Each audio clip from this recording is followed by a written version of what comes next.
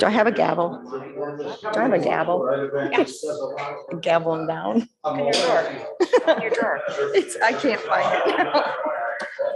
I'll just start talking. I think maybe Elmer took it. No, there is one here somewhere. Oh, well. Good morning, everyone. It is 9 a.m. I'm going to call this meeting of the Codington County Board of Commissioners to order. It is August 23rd, 2022, and we will start with the Pledge of Allegiance. And Commissioner Van Duzen, would you lead us today? I pledge allegiance to the flag of the United States of America and to the republic for which it stands, one nation, under God, indivisible, with liberty and justice for all. Thank you for that. If you have a cell phone, I would ask if you could please silence it. If you need to take a call, if you could step out into the hallway. We are also streaming live on YouTube. Item number 2, call for public comment. We will take calls from individuals on items that are not on the agenda for information only. The 2 phone numbers they can use are 605-882-6248 or 605-882-6297, and we will address those during the open part of the meeting. Item number 3, conflict of interest items. Are there any for fellow commissioners? No. Madam Chair, I will be excusing myself from item number 9 on the agenda, And also the, 911 surcharge funds. yep, Number and then 19, there's a claim also. claims also. Okay. Yep. The 911 surcharge. Sounds good. Item number 4, action to approve the August 23rd, 2022 agenda. So moved. Motion by Van Duzen, second by Gable. All in favor, say aye. Aye. Aye.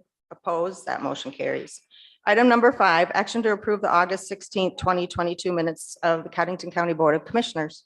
So move. Motion by Johnson, Sure. second by Waterman. Any additions or corrections? Not hearing any. All in favor, say aye. Aye. Opposed, that motion carries. We'll move on then to item number 6, discussion with officials from Robville Township, Waverly Township, and the South Dakota GF&P regarding culverts and bridges. If your spokesman would want to come forward and sit in the chairs and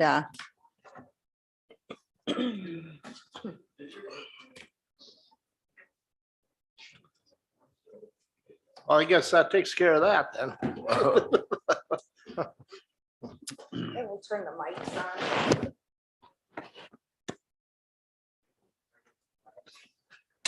If you would 2 chairs, introduce yourself. no waiting. Good morning. Morning. My name's Owen McElroy.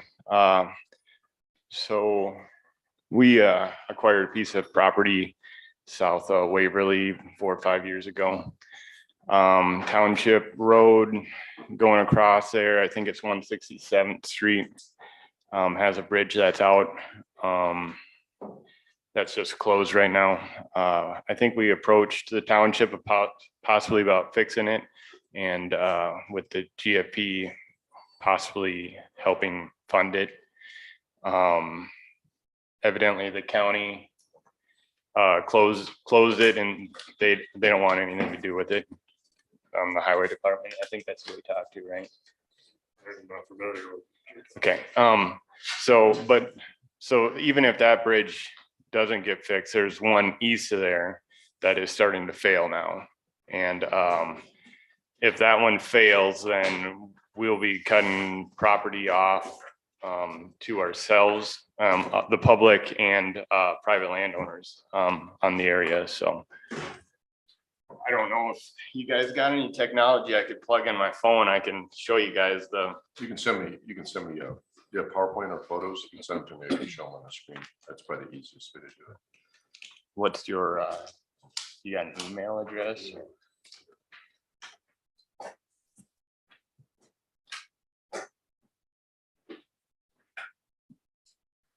So that's all I have for that one. I don't know if the township wants to say anything about that road or not. Like I said, the GFP would be willing to assist with funding of fixing it.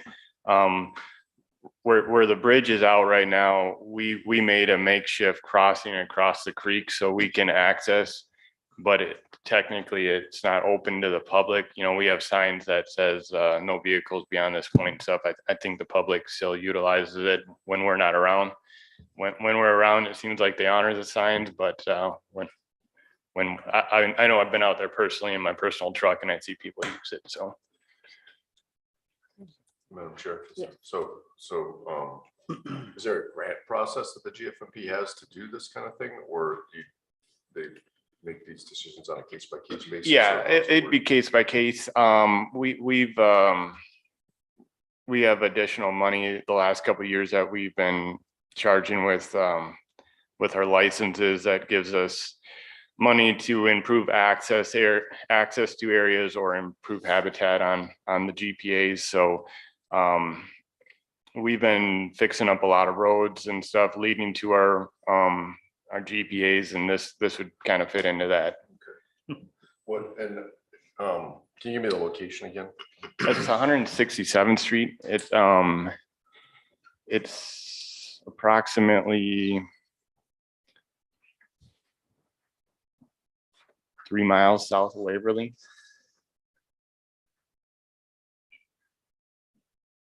We acquired Richard Sherman's property. When he passed away, it was in his will that he wanted it to go to wildlife habitat.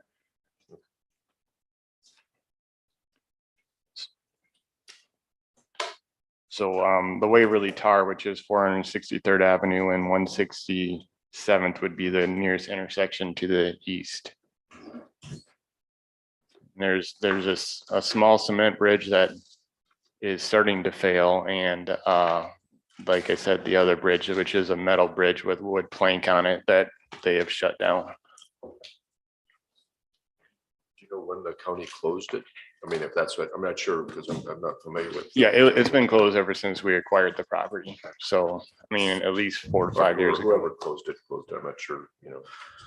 So Dan, if you want to come up, that's fine. The county closed it. I think they had Banner look at it. Correct. Yeah, and we've never seen why it was closed or what the reason. We just got the word that it was being closed.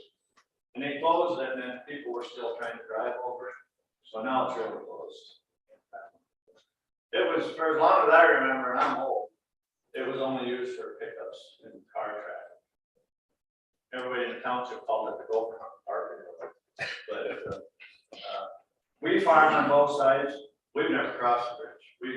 We go around 3 miles to get to it. But the ability to cross it with a pickup or a car would improve it for a lot of people. Because there's other people that farm on both sides. So is there residences on this road, or is it mostly Chad Kranz's road? He's on the west side. West side of it. I have Mark Younger here from Banner. He could probably give you a better description of why the bridge is closed. What to? Sure, I guess, need to- yeah, Mark, do we want?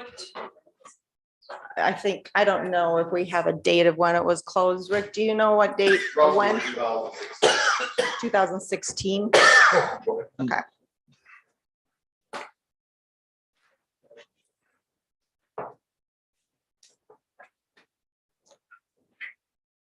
The bridge in question was it's a steel pony truss bridge. The truss itself, I think, was built about 1910. It's on concrete abutments, and it was closed back in 2016 just due to the condition of the bridge. The abutments were pushing in on the steel truss. There was things happening to that bridge, like members being stressed in opposite directions that it wasn't intended to be. Wasn't intended to have that kind of stress on it. So it was closed due to the age, the condition. It was just unsafe for the traveling public.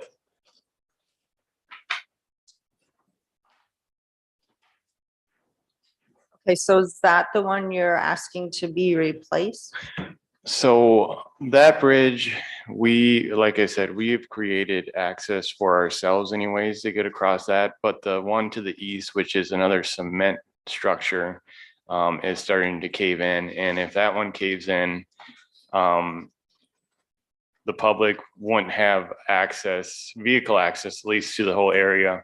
I know landowners would also struggle with access to their fields because if you can't get across that creek if that bridge fails, so. And I would think, I would think you guys would struggle with your property if that one fails, right? Leon Yeah. Matt's got a field up there, Yeah. we got a field up there. We've always tied that field in. We have another field on the bottom of the bridge, but we farm that one, that's another one away, so we've never been, as long as I remember, we've never crossed the bridge. But I have pictures of the bridge. How long is the bridge? 26 feet? I couldn't tell you right off the top of my head. It was inspected by the county, so it's a county bridge, and that's why it was closed. Right. And the structure that the gentleman from the GFP is referring to east of that is on the Township Road.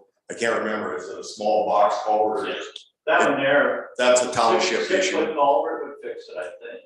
Yeah. And that's something that the township would take care of. We have nothing to do with that. We were just in charge of closing the bridge because it's not meant for travel anymore. So just to clarify then, so the question for the county would be if you guys, if the GFMP and the township get together to fix it, would we be willing to open the road again? Is that the question? I mean, is that? Well, I mean, the bridge, if anybody is willing to take a look at it and see how much it would cost to repair, like I said, the GFP would be willing to assist with the funding to fix it. I just don't know, like, we're not road experts or bridge experts so we don't know how much something like that would cost to fix or whatnot, so. So what is the process, Rick, with that? It's just like the rest of our bridges. We have to apply to the state, to go through the big program, or there could be culverts put in there, but we closed it, we're done. We're not, because at that time, the land that the state has belonged to a private individual. They could access their property from the west side or the east side. So that's why the one house goes out to the west. So, and then still be able to access it just like they do now, if they replace the culvert on the east side. Because that land currently that the state has is all walk-in land, isn't it? Yes, it's open to public hunting. Yes, so it's all walk-in land, so they can access it walking from the west side or the east side. So the bridge isn't a major factor there. But if the state wants to take that and do whatever they want, they can have it, because the county's obligation is done. But it's still a bigger call. Yeah, So it's a county Yeah. bridge. Well, we're done. You know, if there was homes down there, it would be a different story. But that was a cow trail when the bridge was closed. And after the bridge was closed, the road got gravelled and maintained. But it was just basically a cow trail down to the bridge at that time. No, that was always a minimum maintenance. And we gravelled it once every. And it's still minimum maintenance as far as did that get changed? Yeah, it's in our road system. Okay, but that got changed after the bridge got closed. When Chad built his house down there. That was before 16. So, Then we maintained that road. Then we built that road. So there's basically the county's out, nothing. well, that's up to these guys to decide. As far as the highway department, I'm done. You know, we fulfilled our obligation to that, because your land can be accessed from either side, correct? Yeah, we just have to go around 3 miles or something. Yeah. Because we have a lot of bridges on our county system that people use every day. That's why Mr. Banner's here. We're gonna discuss that after this conversation's over with. So this is something that the commission needs to decide if they want to stick money into that, or just let the state put money into it. Okay, like I said, I was mainly just trying to feel things out. Like I said, the GFP has funding to assist with it. in all reality, I don't know how much it would cost and I wasn't really necessarily looking to fix the bridge if it was something we tore out and put culverts in instead, whatever, so. What is the cost share from the state? How much money? It- What kind of figures? I mean, I hear of money available, but I don't hear of a percentage of a project or dollars. Depending on the cost, it could be 100%. I just don't know how much it costs, so, without knowing the exact, like how much it costs, I can't throw you a figure out how much we would cost share or whatever without knowing a price. So, I mean, we funded township roads and a mile worth of a township road where we fixed it up and we paid $100,000 towards it, so we have the funding available. It's just a matter of how much it costs. So. And it's just a question if you're gonna start putting in a culvert or putting in this, there's a dollar. Yeah, Definitely a dollar amount involved. And if the state's gonna put in 5% or 50%, it makes a big difference. Yeah, I depending on the price, I would say this, I mean, like I said, we're willing to spend some money on it, so. So what I'm hearing is we have closed it. So if the state is able to go in and do whatever they need to do to make it drivable again, I guess we would not have opposition to that. So I guess that's something you'll have to And look then- into and. So if we fix it and whatnot, then it would be considered part of the township road or It's with been- the, Yeah, it's been turned over to the township, I believe. so it'd just be like a normal road then in liability, however that works for a road would just, Right. If it's no longer a bridge and it's a culvert, then it, And is it full maintenance all the way through there on both Yeah, sides? on the east side, the road grader, he turns around top of the hill, and he turns around close to the bridge. Okay, But he does blade. but on both sides of the bridge, On the west side, it's bladed all the way down to the. all the way down the bridge, and then the east side, he turns around. I haven't been down there for. The thing about it is, like only on that first one, that would probably be a project for us and you. But the third one, it'd be nice if the county or the other funding could get involved in it, because above it is 3 6-foot culverts. So you gotta have 3 6-foot culverts at least below it, I would say. Right, Banner? The size of the structure you put back in there kind of depends on how often you're willing to let the road over top. It'd be, the water have to be pretty tight to get over top of the bridge. Bridge, but if you put culverts in there, is what he's saying. Okay. If you put 3 6-foot culverts in there with water go over the top of that, somewhere along the line it probably will. And how often you're willing to let the water go over the top of the road. Depending on what the road's made out of, it could wash the road out, could wash the culverts out, and there you are back to square one again. So, yeah, and I don't know if you guys are familiar where the tree farm is, the Big Sioux Nursery. There's a road to the west of there that the Sioux River goes. It's a spillway basically where it's cemented in, and that's kind of what I was almost thinking would almost work here to where we get a rain event and it seems like this creek it's just a flash, like it's a big surge of water and then it's done. So I didn't know if a structure like that where you have culverts to let normal flow of water go through, and then during high water it just goes over the cement. when you start talking about structures like that, you gotta do a hydraulic study and all that. Yeah, see, that's all the stuff And, I don't know. You're talking a huge expense. Okay. For a township road that goes through walking land.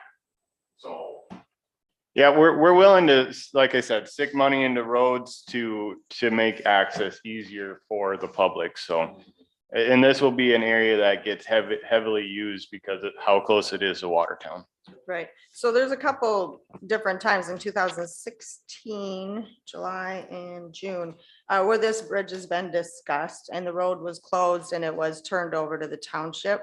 I guess I'll give that to Rick. You guys can, I think there needs to be more discussion maybe on some of this, just kind of determine, if the state's willing to do that, if the township and GFMP are going to fix the other structure, I just think try to get together and discuss it a little bit more and then, get some real numbers put to some of this. Okay, And, yeah, because I believe this was closed, and so the township road is therefore the responsibility. Well, this was a guy wanted to straighten it out, but anyway, there was a couple times here when it was discussed and it was turned back.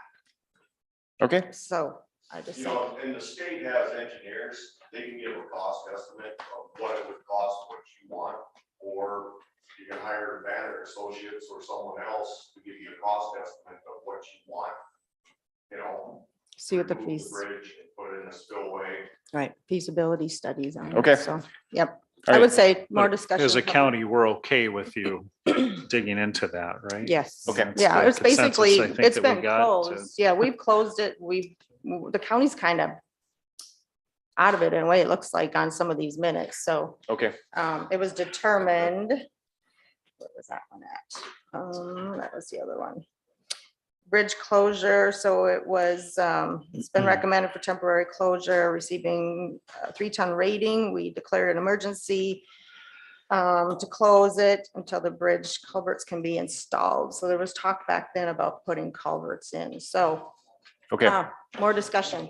right, sounds good. Thanks for your guys' Thank you. time. If we, Yes. Madam Chair, just if you do go forward with it, though, we do want to be kept Yes. in the loop. Right, what's For- happening yeah, to so- it, because, well, if it's no longer a bridge structure, it would be, if it's under a certain, whatever, measurements, Bridge at all anymore. right, so then it would no longer be our responsibility if it's, Yeah, if But just culverts are to, put in. understand what's out there and the Well, right.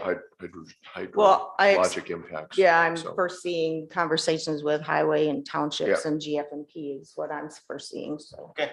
Thank you. Okay. Yep, thank you. Dan, did you want to say something else? So if that was turned back to us, right, is that what you said? I'm gonna look in this other one. There was some place in here that, okay, this Chuck Sherman was a Waverly Township owner. He met with the board on 15/2/61/130, which was recently closed after an official bridge inspection. He wanted the road straightened rather than repairing the bridge. Highway Superintendent Rick Small at that time was present for discussion, noted the road where the bridge has been closed as a township road. Therefore, the responsibility of, well, that would be of straightening the road to fall in the township. So the bridge was closed, that was still ours, but if it was to be straightened, that would be a township situation, but So the length of the bridge, it still maintains it's a county bridge. that is at this point, Yes. but it's closed, yes, Closed. yes. Okay, because Yeah. I thought you said it was turned back to us. Yeah, it was, if it was straightened, I apologize for that. That was if that process would have happened, but either way, if it doesn't maintain that certain size and it gets, culverts get put in, then once the bridge is gone and it doesn't meet those requirements, it would no longer be county responsibility. So is there ever talks of taking that out then? No, because it'd be an expense to the county. Okay, but if it starts caving in and stuff, that's kind of a water quality issue, isn't it? Not any more than the bridge stand there, so. Well, And that's something that could be discussed too, about taking the bridge totally off, But all the land, the GFP land, our land, everybody else's land, it's still on the tax roll, right? So it's still tax money going into that, both sides of Is it. GFP land on the tax roll? Yes. Yes. Okay. I think, yeah, we just need, you guys get together and discuss this, what the possibilities are. Not necessarily saying it's got to be a bridge going back in, maybe it can be culverts. Mark's probably a better expert at that sort of thing. What would be the best fit to go back in there, but Okay. I don't know. That was just what I would suggest. Anyone else have anything you want to add to the discussion? Good. All right. If you'd just state your name and what your position is, Brett Hendricks, Chairman, Robville Township. okay? Scott Lentz, Supervisor, Robville Township. We're here to discuss a 6-foot structure that ground culvert that washed out this spring on our line road between us and Waverly. It's approximately 1 mile west of Waverly and half mile south.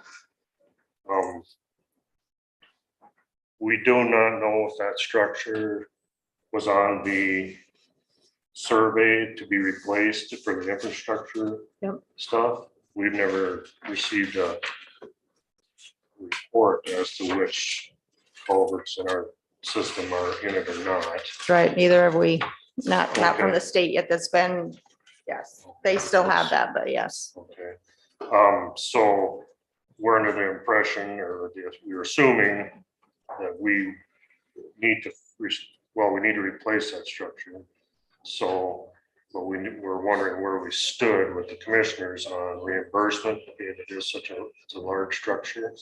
Because the wording of that law in our book changed somewhere along the line from county shall pay for structures over, forget if it's 4 foot or 5 foot.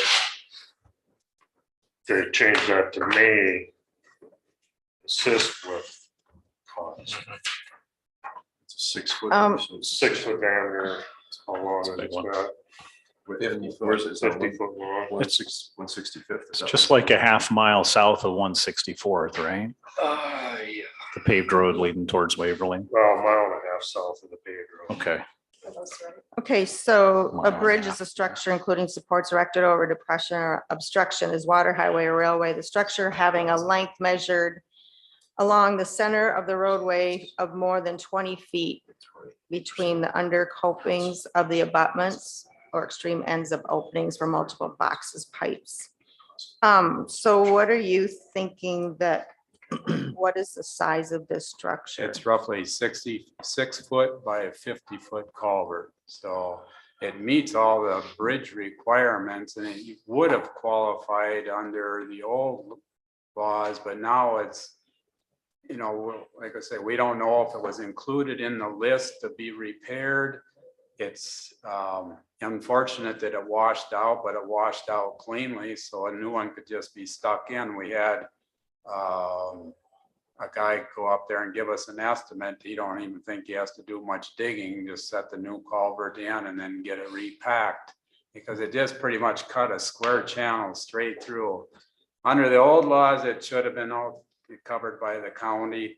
New laws, we don't know. We don't know if it was even on the list of stuff to be repaired. You probably wouldn't have been. Nobody has seen that list, so my guess is they didn't go in and see. There is rusting on the bottom. There's holes in it. So, but my guess is you couldn't see it because it still has about a foot of water in the trench. So you're, Would have a lot more water in it. right, The rough culvert cost, according to Culvert Place, is around $9,000, and estimate to put it in is probably around 1,600 from. Is that from Benteen? Yes. Yes. From Benteen. What, so it's a round culvert, right? Yes. Right now, it's a 2-piece culvert with a band in it. We're called the Huron Steel or True North. They're looking at just putting a solid 50-foot length run right in there. What did you say that culvert cost? Was estimated $9,000. Okay, $10,000 or $12,000 to do the project. So I think okay, so you're asking to use the RAFE funding. Is that what Well, you're wanting? Yeah, is, you know, it just seems strange that all of a sudden, like, I don't know how all this, like, why did all this change? It went from being the part of the county to now it's just shoved under all the townships. I don't think, you know. And where is this money going that's supposed to come in? We're supposed to make a 5-year plan, but yet we have seen no culverts or nothing that are even on it. They've went around and inspected our culverts, but we haven't. How are we supposed to make a 5-year plan when we don't even know what culverts were picked already? Well, the individual from the highway department went along with someone from your township. And if any of those that they inspected, I'm sure were put in, if there was, because there was a certain spec that they were like 6 feet is the size, and Yeah, they had to be 6 at least feet. 5 feet to be Yeah, okay. inspected. And they So- were all documented. So any that were that So is size this on were. the list, was it? You know, we are looking I'm at. sure it is. It was big enough, it should have been on the list.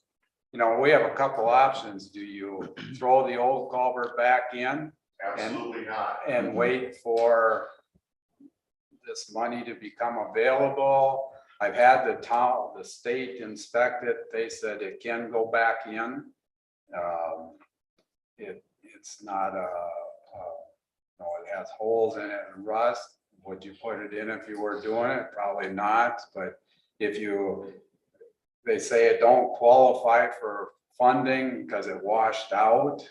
Well, if it was already on the list to be repaired and it washed out, what? Okay, so there's certain criteria that, you know, this is something new and it will start next year, basically. So by August 31st, you do need to do a 5-year plan. So like this would be one of them, would be probably number one. And so you do a 5-year plan. And then by October 31st, you need to submit an application, which will then be determined next year by the board of which culverts, you know, that they want to use this funding for and what percent. But the that main they're thing going to is we put don't towards it. want, you're looking at a big hole in a road. It's hard to mark because Yeah. signs just keep disappearing and the liability, Right. it should have been replaced long time ago. Do you have the funds in your, do you have the available funds to do this? Okay, so Then we I can- don't know. I'm here's what talking I- out here's loud, what- but maybe yeah, this is in retrospect. I don't know. I mean, this is just all really new. If you go ahead and do it, maybe it can be considered for reimbursement, a portion of it next year. Yeah, I don't know. yeah, I I mean, think- it's something that Yeah, you, it sounds like, yeah, that the reimbursement, getting it done is maybe the main thing, and then we figure out what the county responsibility is to reimburse it or not, and which statute applies. So whether it's the new RAFE thing or some existing, pre-existing statutes that would apply to, the county share. So we need to study up on that. The other thing is, question on the 5-year plan, if it's due to August 31st, where does that list sit? Right. It comes to my office. Okay, I so have one. yeah. you have one, Out of okay, 17 townships, I Yeah. have one. okay, so you're waiting on the state basically to get that. no, Wait they, on the township. I see. Townships. Oh, okay. He's got one out of Townships need to. 17. So the townships, Responsibility, fill that Right. out, get it into me. so but the it's- other thing to be eligible, there was Yeah. other criteria. No, I get that part. Yeah, I know that. Yeah. So, There's a know- whole set of criteria in Yeah. statute. Yeah, I understand that. But I'm not even sure. I don't think we even know for certain that the RAFE stuff applies to this situation. Is it, or is it something? well, the rate funding won't, if Rick wants to I talked come one up. of the members or the people that work for the state, and I asked them about this.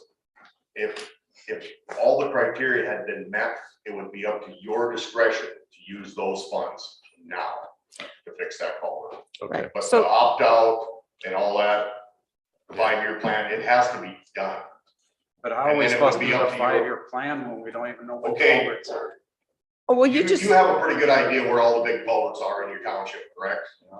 Okay, all you have to do is walk down there and look at it. If it needs to be replaced, put it on the list. so here. okay, do Here's an the, example of kind of what that 5-year I plan actually is. have You that. have that. So that's all Question- you have to use. the question I have though, do the townships have the inspection results, the inventory? They can get that from the state. Okay. And And how do they, I would call they Terry, looked at all the culverts. call Terry. this So there's only a certain amount of culverts, 5 feet and bigger, yeah, and you know where they're at. okay. Just look at it. If you think it needs to be replaced, put it on the list. Put it on the plan. Yeah, Yep, put it on the yes. plan. That's all you have to do. Do you have a copy of all the township culverts? No, I do not. I Yeah. can probably get it, same as you. But then your office did it, right? Yeah, it'd be in my iPad. So if you wanted to look at it, we could pull it up Just on the on- iPad. Fine. So, because there's pictures of all We of them haven't got. that were in there. Right, no, nobody, we haven't either. I mean, there's copies supposed to be in Yeah. Cindy's office. We But haven't but you received can it. also access that through Yeah. the state, through their website, on your own computer. State, but I can't, right off the top of my head, I couldn't tell you what it is, but you can access that through an app. Yeah. through the Okay, DOT. Madam Chair, just, Yes. if you want to see what the criteria are, put them on the screen. Right. For, the kind, that's what's in statute that's the RAFE funding. That's the small structures. So things like and then there's also the thing about, having to have that 50 cent, the levy and the opt-out too. So these are the criteria that the county is supposed to use as we evaluate each of these Right. projects. But to even qualify there's still some requirements on opt-outs and levies that, whether you agree with. We them or did not. do one portion of it, but we didn't follow through by putting it in the paper. We did put it in our minutes. We voted to do whatever was required Okay. to Well, that, to I'm just, qualify, but we did not But they put, didn't follow through with publications, and so it's, okay. they're not qualified for the opt-out because they did not Oh, okay. do So, all the steps that are required to Right. implement the opt-out. Yeah. So, yes, this is something that I would still say get your 5-year plan in, put your Yeah. application in, but then you're gonna still have to have those other criteria met. You need to do an opt-out, or it is 50 cents now.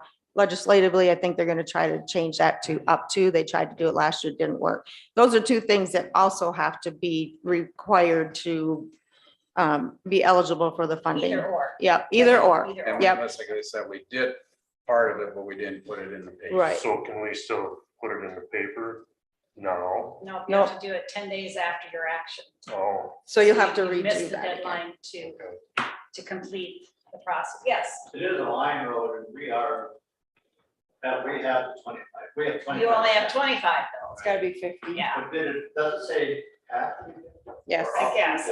It says impose a property tax of 50 cents per thousand.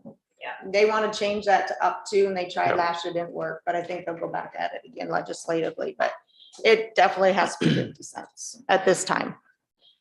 So, but I would still say get your 5-year plan in. I mean, then the applications have to be submitted by October 31st. You don't have any of this other criteria that you meet. Yeah, So it's in just- in the meantime, you need to get the road fixed right. before, We have a plan to do that. before somebody falls in. Now, how messy would it be if Waverly Township and Robville Township worked together on this project? Would We it? are. Okay, so you'd cost share with each other. Okay, all right. And after the fact, then, when we come back and if we can fund this, we would still be able to do that even on a cost share with Waverly Township and Robville Township. At this time, no, because neither one meet the criteria. Yeah, but after they. But have once that. they do that, Yeah. yep, Mhm. then it would be up to your discretion, I guess, as a board. What you do then, but as soon as everybody meets their criteria and are eligible, but I would still, I mean, I would encourage all of the townships to put in a 5-year plan in and do an application. I don't know, this year maybe it's no, because you'd have to, at your March meetings is when you'll determine like your opt-outs and that sort of And we information. can only do that at the March meeting then? Yep. We can't do it again? the opt-out has to be done before July 15th of each year, so we Yep. missed that. And the road levy has to be done at your annual meeting. Yeah, Yeah. and maybe by I then, would recommend doing that. Being this is a line road, did we both submit this culvert? I would say, yeah, It wouldn't hurt. wouldn't hurt. Well, did it, because you're only gonna get funded once, you Yep. know, so. Per structure. Yeah. Yeah. By the structure. so. But I guess if you're splitting it, then, you know. Affects I both guess that- townships. That way would be, I'll put if it on you're, there. if you're both putting funding towards it, I guess, and That's the can way I be would do it. divided. Have both, Yeah. both, put it on the list. So it's really important though to get these 5-year plans in and, you know, application Okay. deadline. Obviously, the first is around the corner. Well, Oh, yeah. yeah, But the other part of it is ours not, now I understand what Rick's saying that, okay, we know where all the big structures are, but we did not know if all the structures were listed in that report. Only, or if only ones that deemed need to be replaced. No. It was all, yep. Okay. everything that met the qualifications were put in that report. Okay. That's what the state based the amount of funding that the counties receive back is by the number of structures that were in your county. So it was important that we got all the structures that qualified on there. So, Yes, because we had like 207 structures, culverts, bridges, whatever. That's where the funding came from, throughout the whole county. So that's where how we wound up with the money that we did. So do you have these structures ID'd as Yes, a number?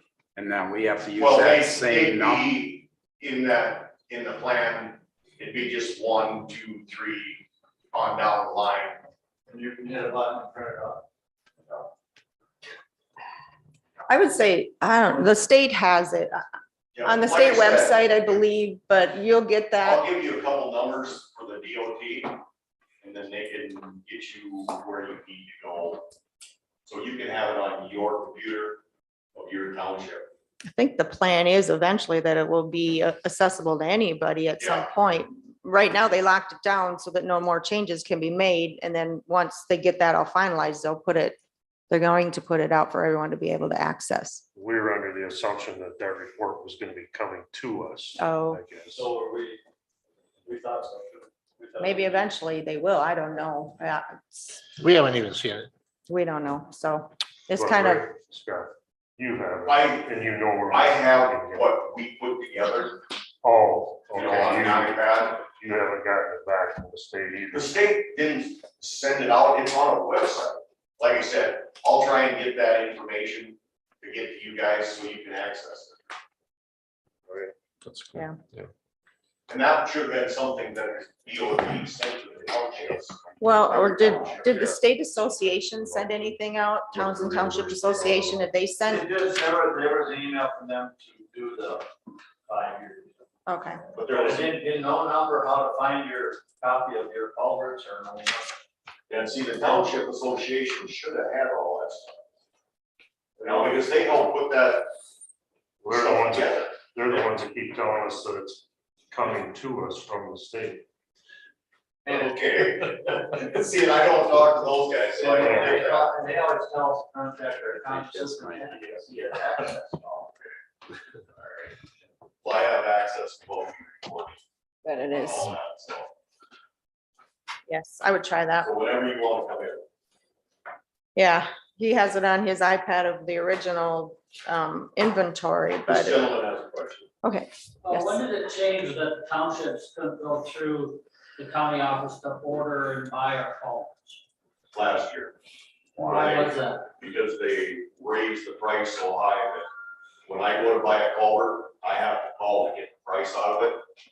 When I sell a culvert to you, that comes out of my budget. But When you write the check back, it comes back to the general fund, it doesn't come back. to the No, it county. has to go to the general fund. Okay. Right. It's a highway fund. But I don't, I thought the 15 but it's higher up by the culverts to replace. I thought the 15 counties, and the only county that is doing it this way is us and Beetle. Because Beetle, this year and Tank, or Yeah. True Steel is in the procedure for the township. We're kind of off. But we're township payers in Codington, Yeah. so we figure we should be able to come to Codington County, you know. Well, I guess that's up to the commissioners. If they want me to sell to the townships, I'll sell to the townships. It always used to be that way. I mean, if you got a price for your culvert, so it's 5,000. I think, okay, hold on. I'm gonna this is off track, so that's a discussion you guys can have, and if it's something that needs to be brought back to us and get on the agenda, and we'll address it at that time, but we're kind of off track of where we're supposed to be right now, and I don't want to I have one. have any quick issues. Question, Madam Chair. Yes, Where did the time, not when, but the terminology from may to shall, did that come from the state? Came from the state, I think. they tried to change it a few years ago, and it didn't pass. I think it always was shall, didn't they try to change it to may? They did change it. Yeah, it is. Okay. About 4 years ago, they changed it. Okay, That come from the state? It was a leg. it was a Okay. legislative thing, yeah. It was a Codington, it was a county, Mr. Wilcox. So, yeah. Because I didn't remember it here. I was But thinking- some of that terminology was made back in what, the 50s, 60s, 70s? You know, because there's a phrase in there that the townships will pay $500 to have a structure replaced. That's the bill that got changed. Yeah, Can I take a picture of that? you know, we can't go by any of that anymore. So, just the price of this culvert that Robville Township's going to replace is $10,000. That's just the culvert. So, All right, so basically, we're back to, everybody just try to get your 5-year plan done by August 31st. Replace the culvert and kind of have to go from there, I guess, basically, you know, if in the future you can get some reimbursement, if it qualifies, but you will need to meet those other criteria things before that happens, but that doesn't mean in retrospect, maybe something can happen down the road once all that criteria is met. It'll just be a decision. My question is, does everybody understand what you need? When you get up and walk out of this room, does everybody know what they're going to do and how we're going to follow up on this so we accomplish something? So you didn't waste your time here today, so we can get her done. Is there any agreement you have with the culvert people to get the culverts back here? Yeah, whenever we order culverts, they get them here. You know, it just depends on if they have a full load or partial load. You know, because sometimes they drop culverts off if they're going to Dual County or Grant County. But if you order culverts, they can get dropped off like at our shop, just like they did the 3 that I loaded for you yesterday that went to Robville Township. They were dropped. We hauled those back because we were hauling culverts ourselves. But the culvert company will drop culverts off at our shop and we'll unload them and load you with them anytime. So they place the order through you or they place it on their No, own? they call down there and Okay. place the order themselves. Okay. Because it cuts out the middle guy as far as buying culverts. If you know what you got for culverts that you need, you can call down there, order the culverts, and they'll be shipped to my shop, and I'll load them for you. Well, that's part of the problem. It turned into a fiasco because they kept losing our order. They lost it 3 times. Evidently, the county has the agreement and then they weren't. When you call them, they'll say, oh yeah, but you have to, then at the end, they want you to set up an account and get everything. We finally did that. I don't know if you guys did. I talked to one lady down there and she said, just buy them through the county. She told me that's how it is. It's kind of an inconvenience. I think you guys need to read, but you were saying that's another thing, but. Yeah. If there's interest in pursuing Right. that, it needs to Yes. become an agenda item. Right. Request that through Cindy. Yep. We'll get it on the agenda. We'll have you come and talk and about why we need to make that change. And then Right, Rick since it can be was here as well. determined, that's something. But if that's a concern, we need to address it. Okay? There is a lot of concern about culverts and. There is, ordering and how yeah. they're handled. Well, and I know to keep inventory on hand with as expensive as they are too. you Well, and know, that was it's the kind other of- issue that we ran into is supply Mhm. about getting those. So If you're Well- talking about replacing this one culvert in one, not a split culvert, that's a long culvert. You aren't gonna haul that home on the pickup.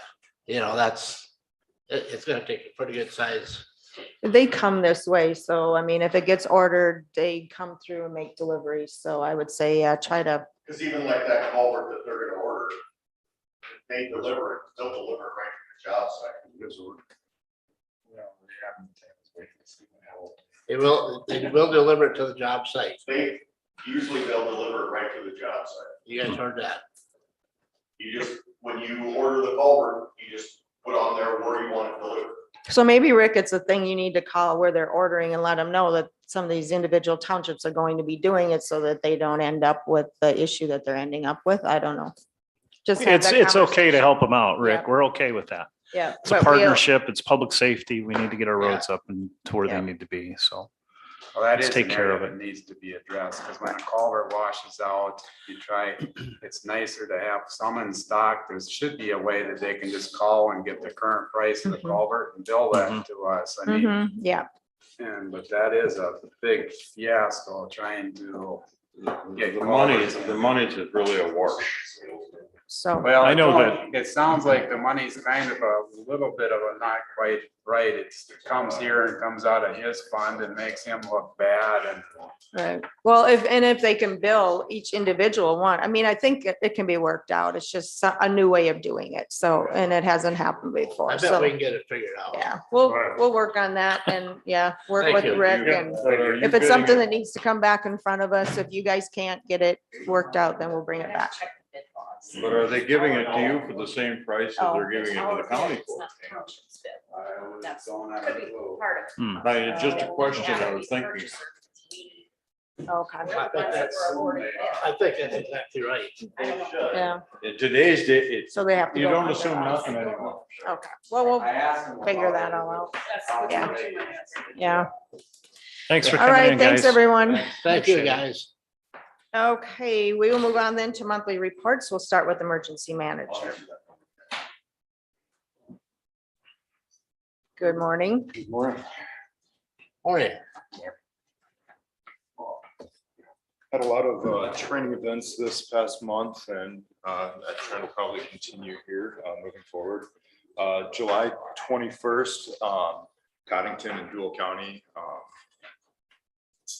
allowed us to come and observe and evaluate their exercise. It ended up being a water shuttle exercise. I mean, 9 different volunteer fire departments participated, and they flowed, well, they pulled water from Lake Alice and then simulated a drive to a fire site, like assuming that they didn't have a spot to fill their tankers. So they were actually pulling from the lake, and they were able to flow over 1,000 gallons per minute at a pump site. So that was, Which volunteer fire department used their pumper then to do that?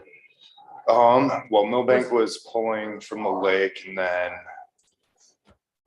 So it was the smaller It ones that was- had that capability, yeah, it actually. was Okay, volunteers. So like Okay. nine different departments were part of that. So I don't remember specifically who was on which. I wasn't squad, sure if but- it was a larger one that was there or if they actually have that capability, so, okay.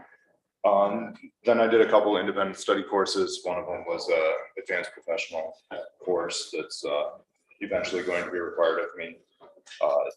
Pod training, I got invited very late in the game. It was 2 days before, and fortunately I was able to make it to that because that was very, very good positive training event. That one was in Sisseton. And then I did a 2-day course in Pier, which is also another advanced professional series course, which was evacuation and reentry. Then on my way back, I snagged a pallet of large sandbags that the state was looking to offload. So we have like 175 5-foot cube sandbags that I hope that we never have to use. Well, because we had some on hand, but after so many years, I don't know if they deteriorate, so. Yeah, I think that So it's they're kind of- kind of trying to move these to the, like push them out so they don't sit in storage for too long. So. Right. Other than that, we've been working through some FEMA requirements from the May 12th derecho. We had initial applicant briefing on July 21st as well. We had an exploratory call on some additional paperwork, and our recovery and scoping meetings scheduled for next week. That's just going to be Cindy, Steve, Sherry, and myself. We've also had some opportunities to do some outreach type things, like National Night Out. And then I was able to present some severe weather preparedness considerations to children at the Progressive Farm Safety event. And then I went to the high school to, like, at their request to kind of look at their building and some of the challenges that they had there, to try to figure out what the best places were for kids to shelter in a severe weather event. And Game Fish and Parks requested search and rescue, assist them with Summerfest. They said last year it was a little bit difficult with all the boats forward for them to get their boat through there. So the jet skis were, more maneuverable, that are able to get through there. So they asked for that. And then I attended along with 4 other members of Search and Rescue. Search and Rescue's supports biggest fundraiser for the Search and Rescue team happened just last week with the Ultimate Sportsman Raffle. It was the first one I attended. It was, I don't know, a pretty eye-opening event. Like, I guess I didn't really know exactly what to expect, but it seemed to go pretty well, and pretty excited about like all of the community support for the search and rescue program. According to NOAA, the Climate Prediction Center released its latest seasonal drought outlook. So they project kind of changes over the next 3 months. And their seasonal drought outlook for August 18th through November 30th indicates that, well, Codington's not currently in a drought and one's not expected to develop over the next 3 months. So I requested the auditor remove the drought discussion from the agenda moving forward. And I'll just continue to, like, if conditions change, I can ask them to put it back on. Sounds good. I think that's pretty much all I have, other than the LEMPG, but that's a separate item, so. All right. Any questions? We can handle that right away too. While you're here, we'll just go ahead and move into that. If anyone has any questions for Andrew, we'll move on then to item number 8, action to participate in the local emergency management performance grant program. Do you want to go ahead and explain anything on that? Well, I mean, Sherry and I looked over the agreement that they sent. I didn't see any major changes from last year. Also talked to Randy, our regional coordinator. He didn't think that anything really changed. I mean, it's a good program. I mean, This is annual. Correct. It provides funding for specific Half of. salaries, right? Yeah, financially, Half the salary. it Yes. makes Okay. good sense for the county. I mean, a lot of the requirements in here are things that are required by state law anyways, like the NIN spreadsheets, some of the contacts. I'll make a motion to approve this. Second. Motion by Gable, second by Waterman. Any other comments, questions? I do have, okay, yeah, it amounts to over $60,000 a year to the county in funding. So, all right. All in favor, say aye. Aye. Opposed? That motion carries. Thank you. By the way, that 60,000 isn't half of his salary. So, just to No, just to it's not, clarify that. right, yes. All right, we'll move on to the sheriff's Good morning, Brett. monthly report. All right. How's it going today? Good. How about with you? Not too bad. So- Sun shining. You have to drive over any of those culverts we've been talking about. Well, let's see. I know of those places well. It's up in my. Up in your neck of the woods, I know that. You haven't built a ramp yet to try to circumvent them? Funny thing on that bridge, a couple years ago, we actually had a drunk driver that got stuck on the bridge and fell through the planking of that bridge. And we had to have come lift the car off the bridge. So, He must have missed the well road. aware of the That's the bridge reason and it's closed. Did he miss the road close sign? went around it. So, all right, we'll jump to the commissary monthly balance sheet. That should be the first one on your packet there. This is the second month we've been kind of had this up and going here, so. The bank balance end of July was $30,987.32. $3,071.57 in our lobby and ATM booking kiosk for a grand total of $34,058.89. You can see down in the middle there, the resident balances are $25,8880 at the time that this was done. That changes by the minute, second, so. Commissary items sold $6,302.60. Fund balance of $25,167.49 for equals out to that $34,058.89. Which leaves us with our original total of $15,000. And you can see in the month of July, we made $2,081.60 on commissary. It goes back to the, guessing the general fund. So for the last month and a half that we've had that up and going, we're just shy of $4,000 at the time that we've been able to make. And one of the nice things about the commissary again is it's been a nice disciplinary action tool. Like say if we have a fight or an issue that happens back there, we can take that away. Nobody wants to lose their extra commissary that they get. So that extra revenue then goes into the general, correct? Yes. Okay. So they, when you confiscate, or excuse me, when there's disciplinary action taken, do you confiscate the goodies that they purchased also? Yeah, like I say, depending on there's a level of, we have a policy in place, I should say, that certain actions that we have to do depending on if it's first offense, second offense, what level it is. So we keep it fair and consistent on our actions that we take in the jail. So sometimes, yes, to make it. Okay, yeah, and so thumbs up all the way around on that one? We jump to the next page here, the monthly balance sheet, $12,514, end of July balance. Copy fees of $12 were collected, $10,887.50 in sheriff's fees were collected, $725 in warrant fees were collected for a grand total of $11,624.50. Brings our total back to the $889.50. Roll over to the next page here. He's got it pulled up on the screen, so we'll start up on the top there. Some sheriff's office activity for July. Sheriff's office responded to 635 cases and calls for service in the month of July. We had 9 accident reports that we had to complete, 82 warrants we served, and 155 civil papers were served. There was 3,629 transport miles that were put on in the month of July. That equals 25 people, and there's 17 trips. So we're trying our best to make sure we got a whole van load when we do travel. So go down to the middle there. Our average daily population for the jail month of July was 65.35. Our high ADP was 77. Low ADP was 59.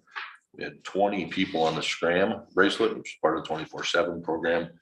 We had 5 people on remote breath, 27 on twice daily PBTs, and 37 on twice weekly UAs, and 1 on the sweat patch. You can see our numbers there are slowly declining a little bit. We have about 90 on the 24/7 program for the month of July.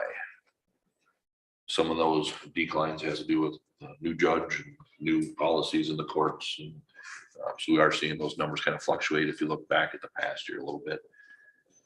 So 197 bookings for the month of July in the jail, which is stays pretty much steady if you look down the list there. So scroll on down to the bottom.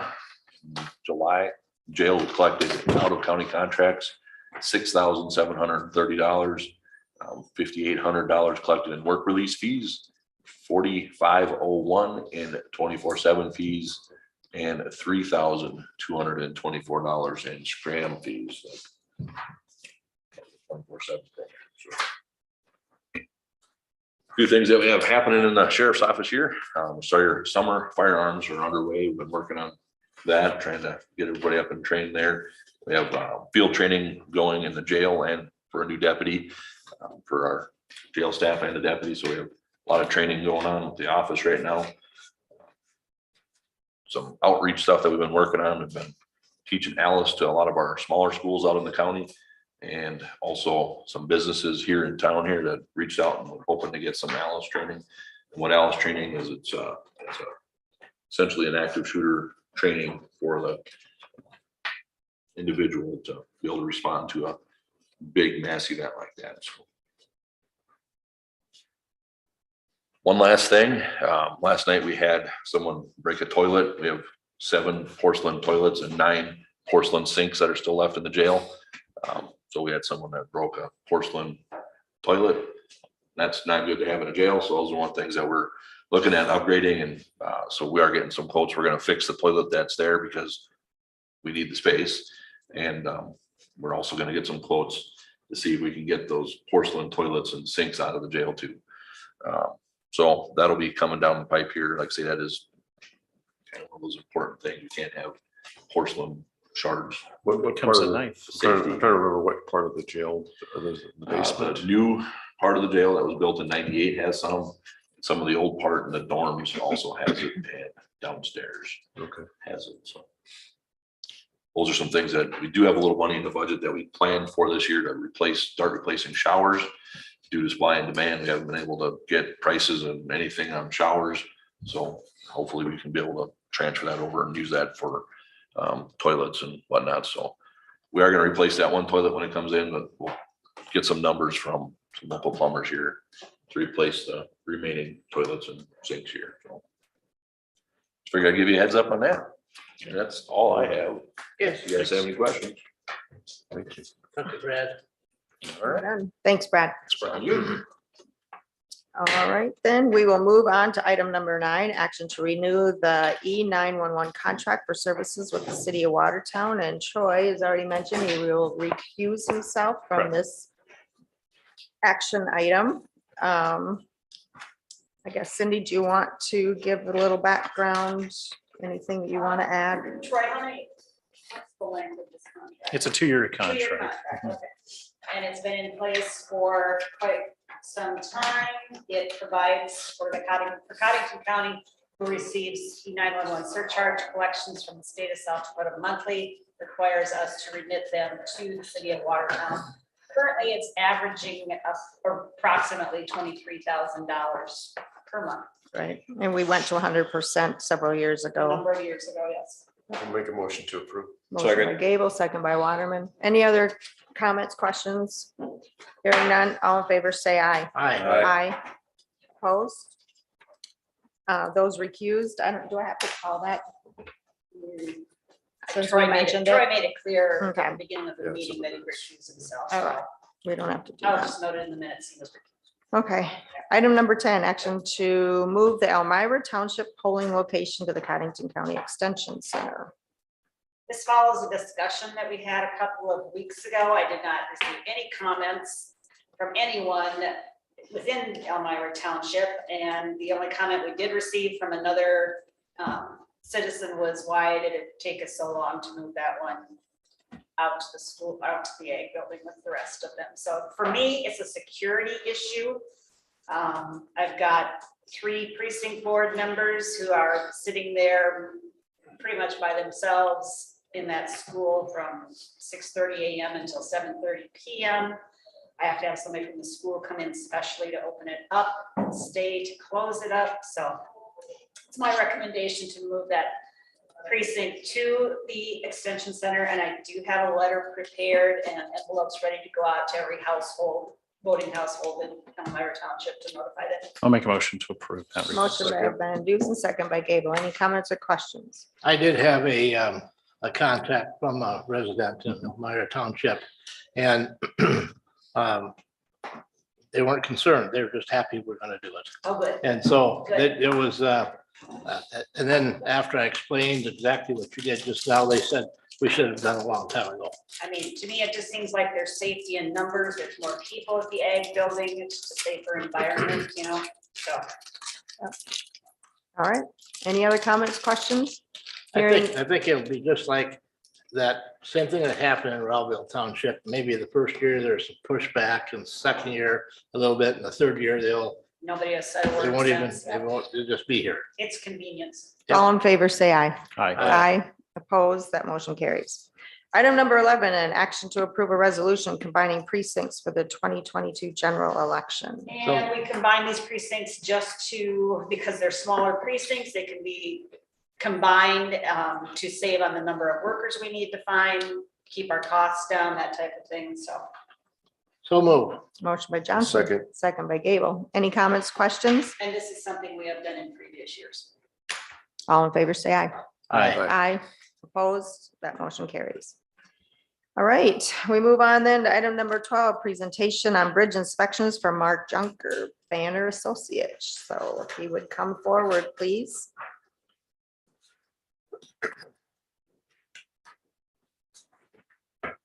Good morning. Good morning. It's a good thing you were here this morning for clarification on a few items. Almost seems like you're becoming part of the. We see it pretty often. Good morning. Good morning. If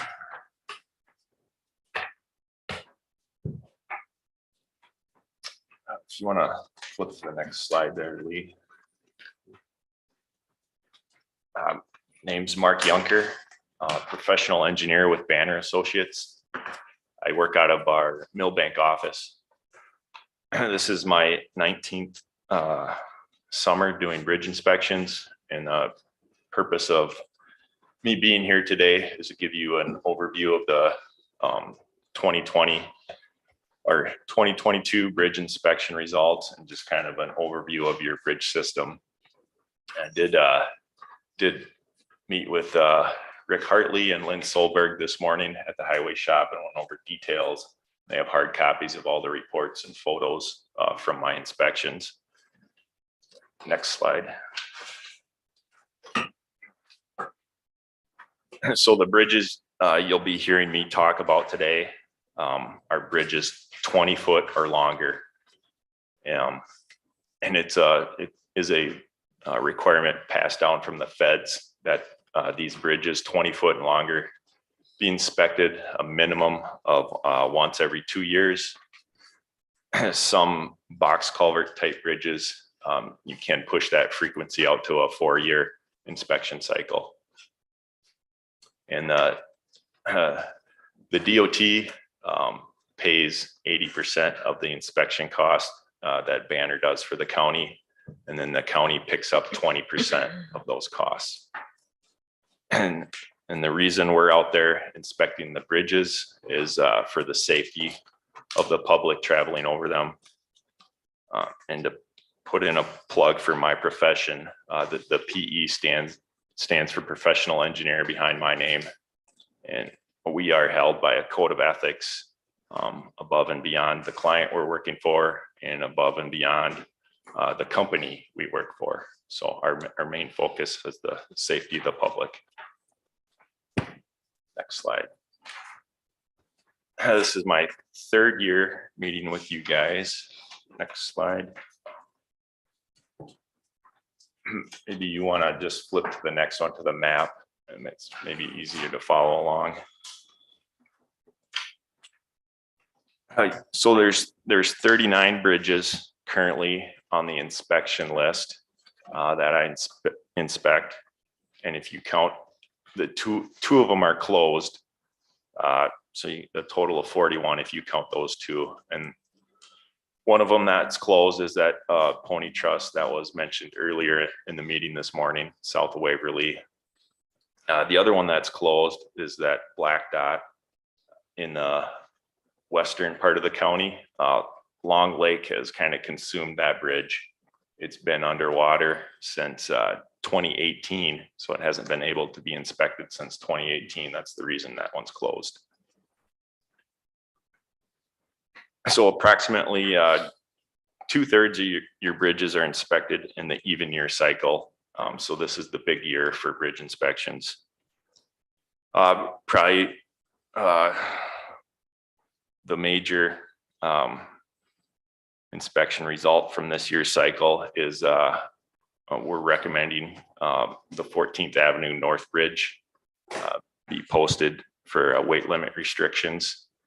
I believe Rick did give you guys a heads up on that already, and it sounds like signs will be installed this week or next week on that one. So when you're looking at this map, currently 5 bridges have weight limit restrictions throughout the county. That's what the red dots represent. The green dots represent legal loads, and then those 2 black dots are your closed bridges. So you do have 2 bridges on county asphalt that have weight limit restrictions. One is going to be the 14th Avenue North Bridge.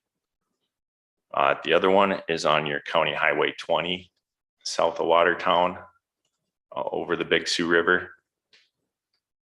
And then you do have one on County Gravel Road in the northern part of the county. That's on County Highway 2.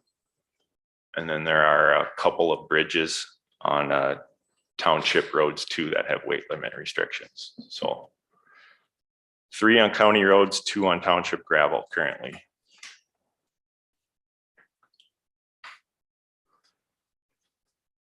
Oh, you just want to go to the next slide, Lee.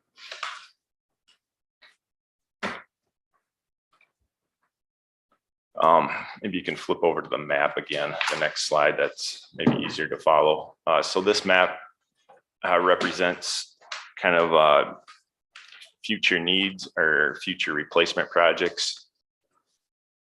The red dots on the map represent bridges with approximate lifespan of 10 years or less. Orange dots, 15 years or less, and then blue dots, 20 years or less. So your bridges with 10 years or less of lifespan, you have 3 on county asphalt, 2 we've already mentioned, the 14th Avenue North Bridge, the one on Highway 20 south of Watertown, and then there's one up on Old Highway 81, which is County Highway 11 towards the northern part of the county. That one currently doesn't have a weight limit restriction, but is deteriorating, and we'll probably see a weight limit restriction in the future. And then the other one on the county gravel road over the Big Sioux in the northern part of the county too. So when you add those bridges up, you currently have 11 bridges that are going to need major work in the next 2 decades. That's close to a third of your bridge system. And the bridges currently in your 5-year plan, there's over $10 million worth of work in your 5-year plan currently, with over $3 million local share estimated for that work. And so all 9 bridges on that map that have a lifespan of 15 years or less are in your 5-year plan. Not all of them are planned through the construction phase. Some of them are just through the design phase. But they are in your plan, and they are being budgeted and being planned for replacement.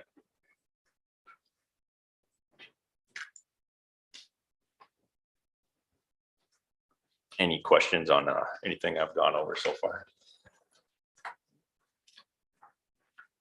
I'm going to go to the next slide. Oh, so these are some of the highlights of the inspection results from this year.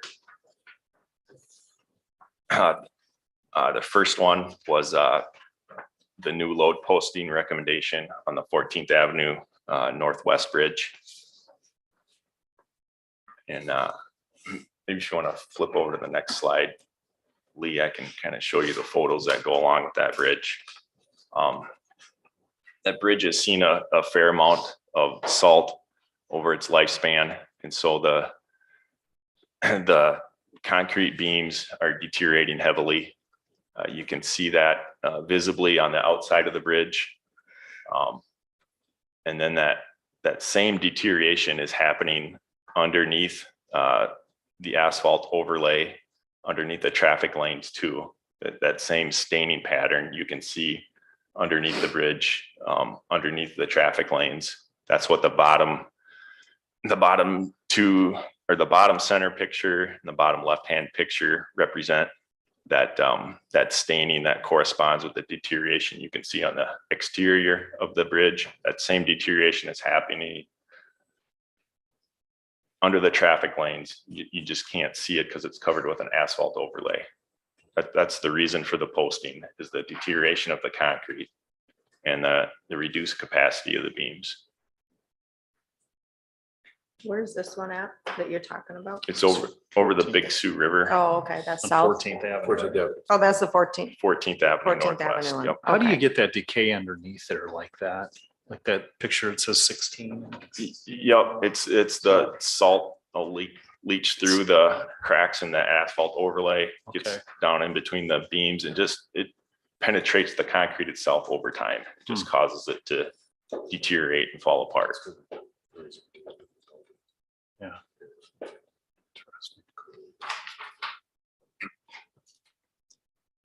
So that next slide. And then there's multiple bridges throughout the county that have call it erosion or scour issues underneath the bridge, and made recommendations on these to install riprap underneath. They're worthwhile projects. You do have the potential to lose your roadway in an extreme flood event if stuff like this isn't fixed. that water will wash the dirt away if it's not protected with fabric and riprap, and does have the potential to, suck out the end of the roadway at the end of the bridge, and you're looking at a road closure. So these are not cheap repairs, but repairs that should be done to keep your road system going. So there's always material placed before the riprap. Yeah, you put a layer of drainage fabric down, and then a large granite rock over the top of that fabric that just helps stabilize the dirt underneath the bridge from washing out during a flood event. Are these, the riprap, but would those be on the 5-year plan, or is that a separate, that's a complete? That's a separate, Yeah, okay. separate, yep. But what's currently in your 5-year plan is mainly focused on replacements. Of the bridge itself. Yep. Yeah. Yep. Okay. And then next slide. And these are some typical routine maintenance items that just need to be done on some of your bridges on your county asphalt, as far as cleaning sediment off the ends of the steel girders, try to keep that salt and debris from rusting the steel, and then also keep the steel painted. The county has done some of this work last year. It's just kind of an ongoing maintenance thing that needs to be done year after year to keep the bridges you have out there in good condition, to keep them in good condition. So next item.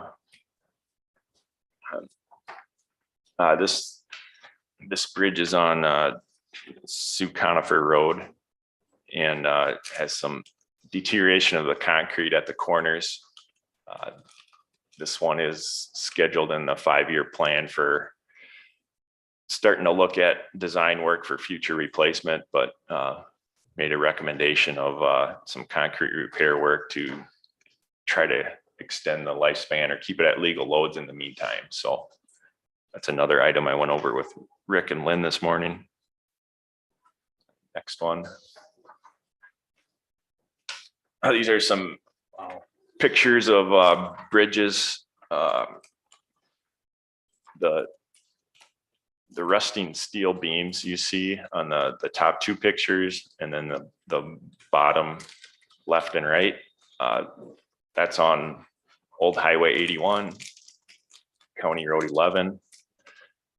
Those currently don't have a load posting. That's something that you're going to see load postings on those bridges in the future, possibly as soon as the next bridge inspection cycle. It's just a heads up of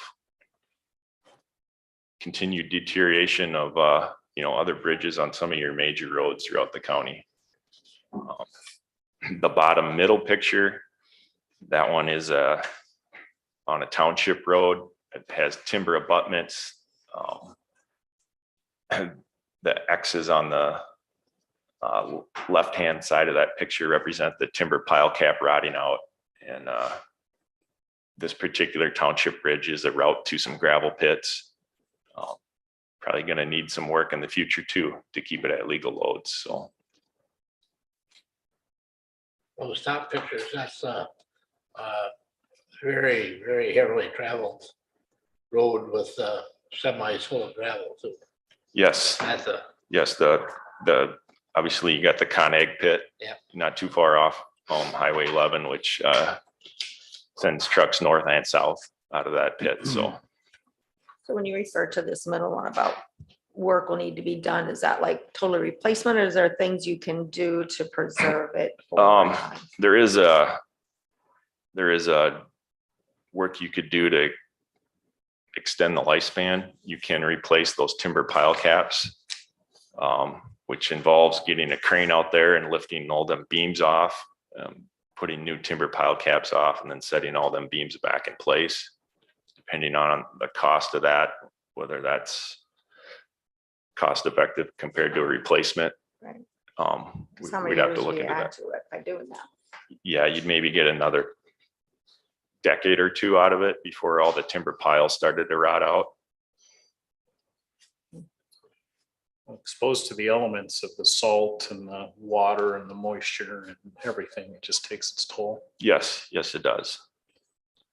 I would imagine the bridges that were built, years ago were made with that in mind, where now the bridges that are installed are of different material that can withstand that for a longer period of time. Our concrete, I think hopefully is better, will last longer. And then we do, we've got rid of some details that, like the previous pictures I showed you with, like the sediment and stuff getting down on the girder ends. We try to eliminate joints at the end of the bridge now so that salt and water can't get down and wreck the steel as much as it did in the past.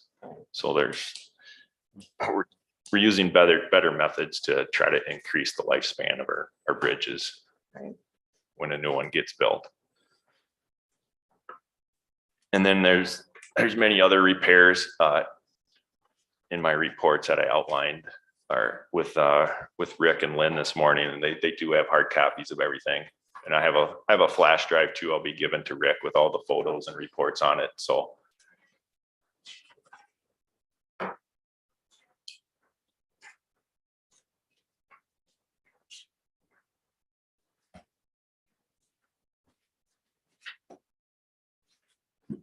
And so, yeah, the county does have a fair amount of, bridge work coming up.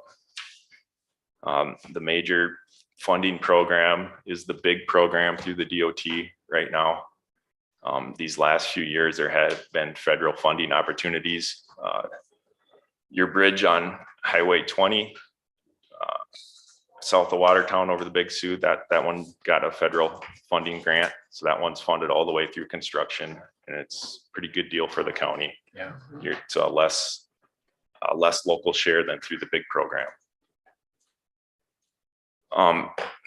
That very last item I put on there about the wheel tax, I just wanted to bring that to your attention. I'm not advocating any new tax or additional tax. I should have been in red. I think it's worth looking at if you can restructure it. When we work with surrounding counties, Brookings, Dual, Grant, and Lake, they have their wheel tax set at $4 and $5, and so they get extra points on a bridge application to get funding through the big program. Codington County is currently at $2, so you guys get 4 points. Dual, Grant, and Lake, they're at $5, so they get 10 points. And when you're applying for funding through the big program, it's all about points. So it's maybe worth talking to like Dual and Grant County, just see how there's a structured, maybe you can just restructure it and not cause any additional, tax burden to your citizens and get more points through the program. Maybe you can't. I just wanted to bring that to your attention that when Codington County's applying for a grant through the big program, you are at a disadvantage in that category, your wheel tax category. And I think that was they tried to raise that previous to my tenure on here 2 different times, and it was referred both times and voted down. So that is a process that has been attempted. Sure. Previous. Just to add on to that, Mark's not advocating to raise it, Right. just to Look at it. the number of wheels Yeah. on the vehicles, like semis, trucks like that, just to make the playing field equal. Because we're at a disadvantage, and like Mark explained, we have a lot of bridge work that's going to need to be done. Well, it can be attempted, but yeah, I know just past Currently, history. it's $2 per wheel, not to exceed $8 per vehicle. Yeah, people have thoughts on it because this was tried before the big program was in place. I mean, whether whether you agree with this kind of criteria in the statute or not, it's there. So we're kind of stuck with it. So if people have thoughts on it, it'd be interesting to hear because it's a balance between this and property tax. I mean, you gotta pay for it somehow, so. You know, what's nice is to actually see this report from you and Banner on the bridge work that is forthcoming. That's going to need to be addressed because that is a big deal for our county. There's a lot of money that's involved in bridge work, so. Yeah, it Maybe will either something we be to need to repair look at. them or they Yeah. will be weight limited or Closed. closed. Yeah, and unfortunately, the way the big program works right now is you don't get funding for a bridge unless it has a load posting on it. And it's something I've tried to bring to the attention of the DOT is we can't let, there's bridges on county roads that are just as important as bridges on state roads that you can't let them deteriorate to the point where they need a load posting. But that's currently not the way the program works. You won't get enough points to get a bridge replaced unless it's deteriorated to the point it needs a load posting. Does it work that way in any county, or are you saying that people with lower points for this particular thing? No, they're one of the major areas for points is the condition of the bridge. And so the wheel tax portion kind of is the local planning portion of the points system. So the condition of the bridge is the major points. Right, okay. And which is understandable. So it sounds to me like maybe you've got so many bridges out there in rough shape, in rough condition. And that's why it's not like the program's intended that way. It just kind of turns out that way because of the conditions across the state and the amount of money that's available. So. Yes, that's the way it works out to compete with other counties for money. So. Yeah, that's a lot, because there's bridges through the whole state that are in dire need of repair or replacement, and there's only so much money to go around. So the higher you can boost your numbers, the better off you are. So it's a flawed system, but that's what we have. My question is, how can we get this information from Dual, Grant, Lake? Is this accessible through the auditor, or I don't want to assign somebody to Rick? Talk to fellow commissioners. Do we contact them to find out what their process is? Yep, you can contact them and ask them. Because they'll be able to answer it. And that's something that Rick too, I'm sure you got contacts with those other county highway superintendents from those counties, maybe check with them and see how they like it, if it's working for them, and that'd be we can visit interesting with in other commissioners as well. finding out, what they're doing.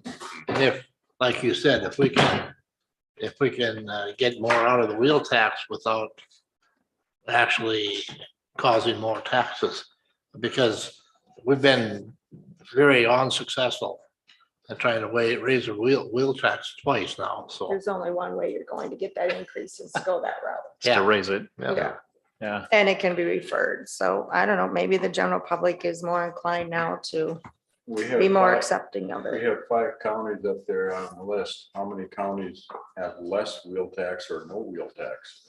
There are counties out there with no wheel tax that currently can't participate in the big program. And there are multiple counties too out there with $2. Yep. They probably don't have. This Brookings, Dual, Grant, and Lake has more than we do. How many through the state that you're aware of has the $4 and the $5 more than we do? I don't have that list in front of me, but there are a number of counties out there that range from $2, $3, $4, $5, and then some. There are a few counties out there with zero wheel tax that cannot participate in the big program at all. Thank you. Yep. It's just another option. Yeah. To try to increase the points. All right. Appreciate it. All right, thank you. Thank you. Thank you. Yep. I just want to piggyback on there to thank Mark for all the hard work that he does. And then some of the work that he showed you that needs to be done is stuff that we cannot do. And I'm going to work with Mark on coming up with a cost estimate, and that'll be something that you guys will have to approve, so we can bid those projects out, and we're gonna definitely need more money in our bridge fund. You know, that's gonna raise my budget, so I just want you to be aware of what's coming, because if I take money out of the rest of the budget to fix bridges, then other sections of roads and things like that are going to get trimmed. Are all these bridges though in that big program as well? Like the one we just got awarded was in the big program. So all of these will also rotate through that process, or are they not eligible? The ones that have load postings are definitely will qualify for funding. It's a process of moving into the next phase, like the design phase, and then applying for grants. Right. There's Yep. no guarantees, obviously. We don't know because it's on a point basis, Correct. but Yep, and like Mark said, the ones that we're working with are in our 5-year plan. You know, the ones that, you know, with the different colored that are in the 10 to 20 year, they're not in the 5-year plan because they're in a little better shape than what we're dealing with now, because now we're working with ones that are load posted, so. right. So, yeah, you never get caught up, it seems like. In your job, in your inspections, have you noticed any increase in deterioration of the bridges? I mean, does it vary from year to year? Have we had more? You know, You're talking about speed? we're talking about global warming and all these other climate issues. Does that affect the bridges any, or is it just traffic? It's salt is a bridge killer, Salt. and then age, salt and age Yep. of the bridge, and moisture on timber abutments. So there's usually not huge changes every 2 years, but yeah, you can tell the deterioration is continuing to increase. That's why we take photos and log that stuff and keep track of that rate of deterioration. Right. And that's where you get to the point of weight restrictions. Yes. Yep. Well, my thoughts are, you know, as we go along, you know, we're talking about farm and market roads and so on. And as that changes, you know, some of the more township roads that probably were used at one time, that traffic is coming onto the county roads or the main farm market roads, getting a lot more traffic and a lot heavier traffic too. It's just like with Con Ag out there. I know people don't believe it, but when I say there's 100 semis with pups loaded with gravel that go by my place every hour, I mean, that's a normal day. I mean, that's tough on roads, tough on the bridges. It's I sure hate to see one of those fall through. But if they're legally loaded, does that do as much damage as something else that isn't and just, you know, bounces I along think or the key whatever? word there is if. Great. Yeah, we can't control what goes up and down the roads. Right. You Right. know, to a But point. legal loads of them aren't as damaging as you may think, right? Yes and no, that's a tough. Yeah, trucks are gonna reduce the lifespan of your road faster than cars and pickups. And then if you have an overloaded axle, those are even more destructive to a road. Right. Well, the highway patrol motor carrier's working on that. Yeah. So Yeah. they'll get them. Okay, All right. thank you. Thank you for your time. Very good. Thank you. Thank you, Mark. So we'll move on then to item number 13, discussion and action to accept Excel Energy's Dakota Range proposal for reimbursement for haul agreement.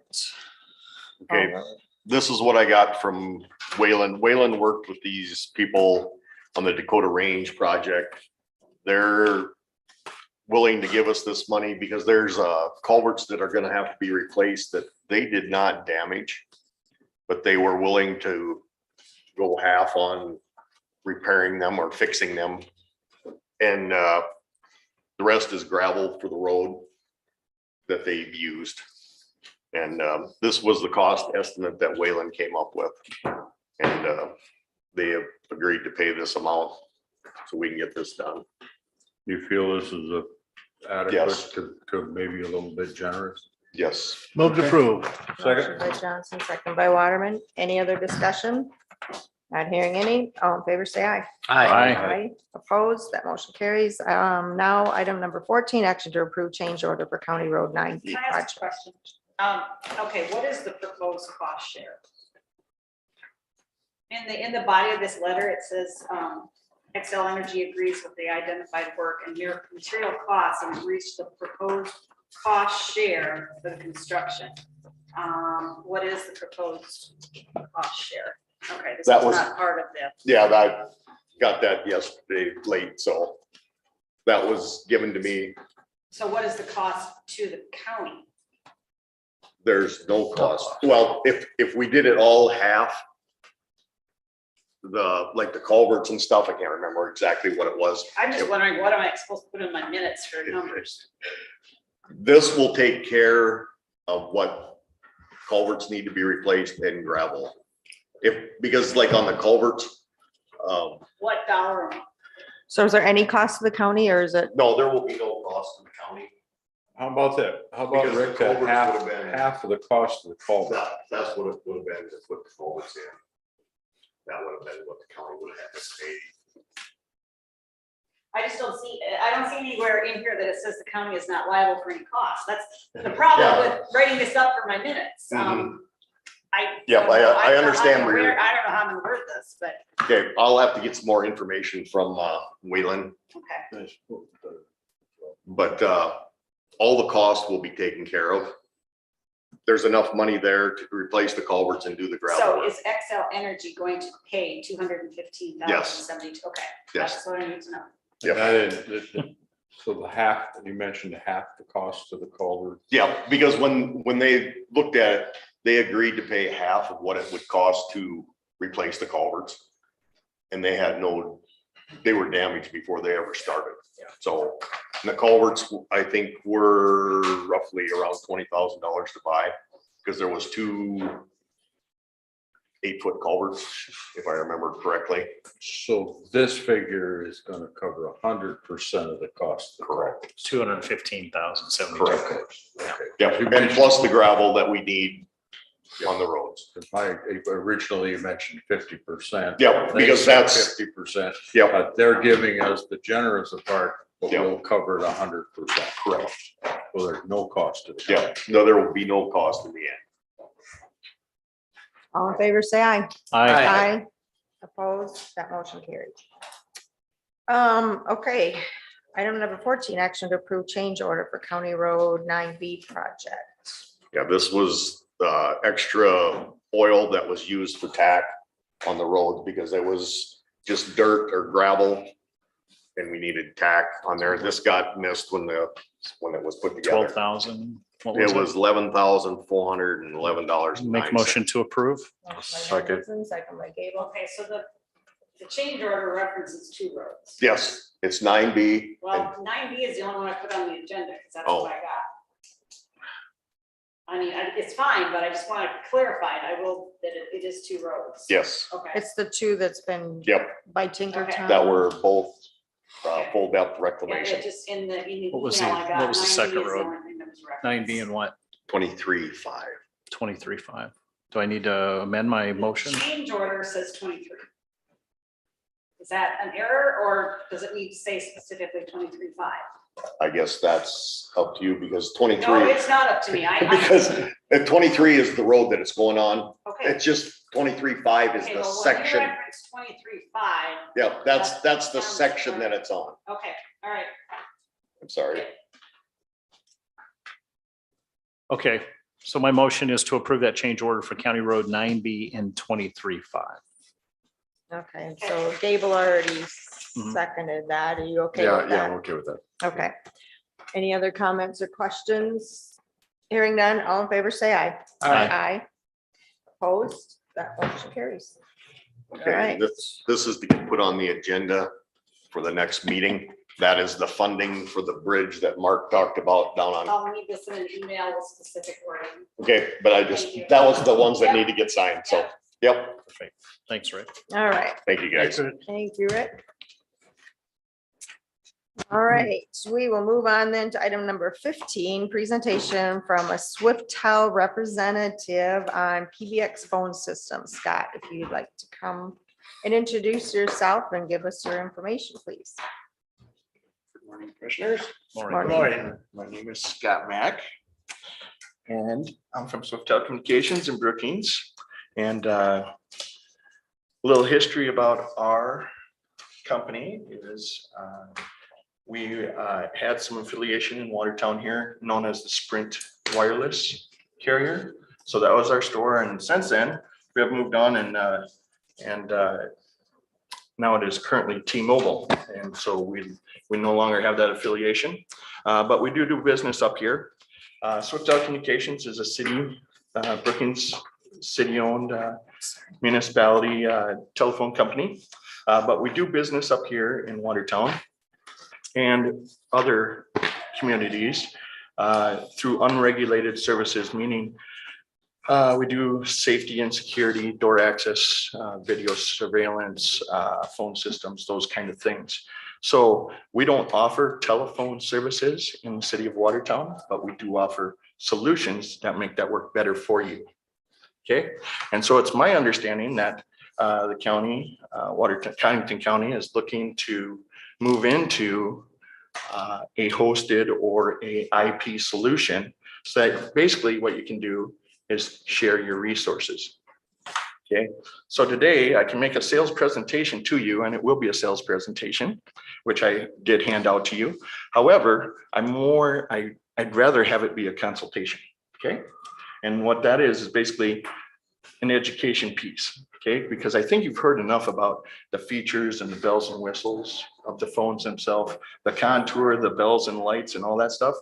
But really what it probably gets down to is finances for Codington County. Okay, because no matter what you do, it is going to be an investment to you, okay, or for you. And so with that, you've seen things where it's basically leasing the equipment. Okay, so other people have made presentations to you saying every month you'll pay X amount of dollars to make the 61 phones work. And from what I can tell, everyone's kind of bidding 61 phones, okay, throughout all of your county entities. Okay, and what that is a lease proposal. So every month you'll pay that dollar amount to make those phones work. Okay, what this does is basically saying rather than leasing that equipment, I want to purchase this equipment. Okay, so the difference of that is, do you have the funds to outright purchase the equipment? Or would you rather have it be a lease opportunity for you? And if the outright purchase price doesn't work for you this year, and maybe it doesn't work next year, and maybe you need time to basically financial plan that out, then probably a lease is the way you want to go. And so I want to make sure everyone understands the difference of that is you have lease proposals in front of you, but this one today is an outright purchase price for you. Okay, meaning you will own this equipment. And today, communications has changed, right?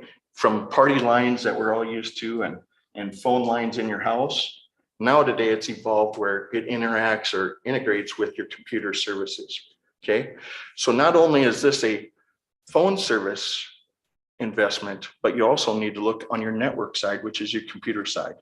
Okay, and that doesn't matter if you go with this one or if you go with one that you're looking to lease.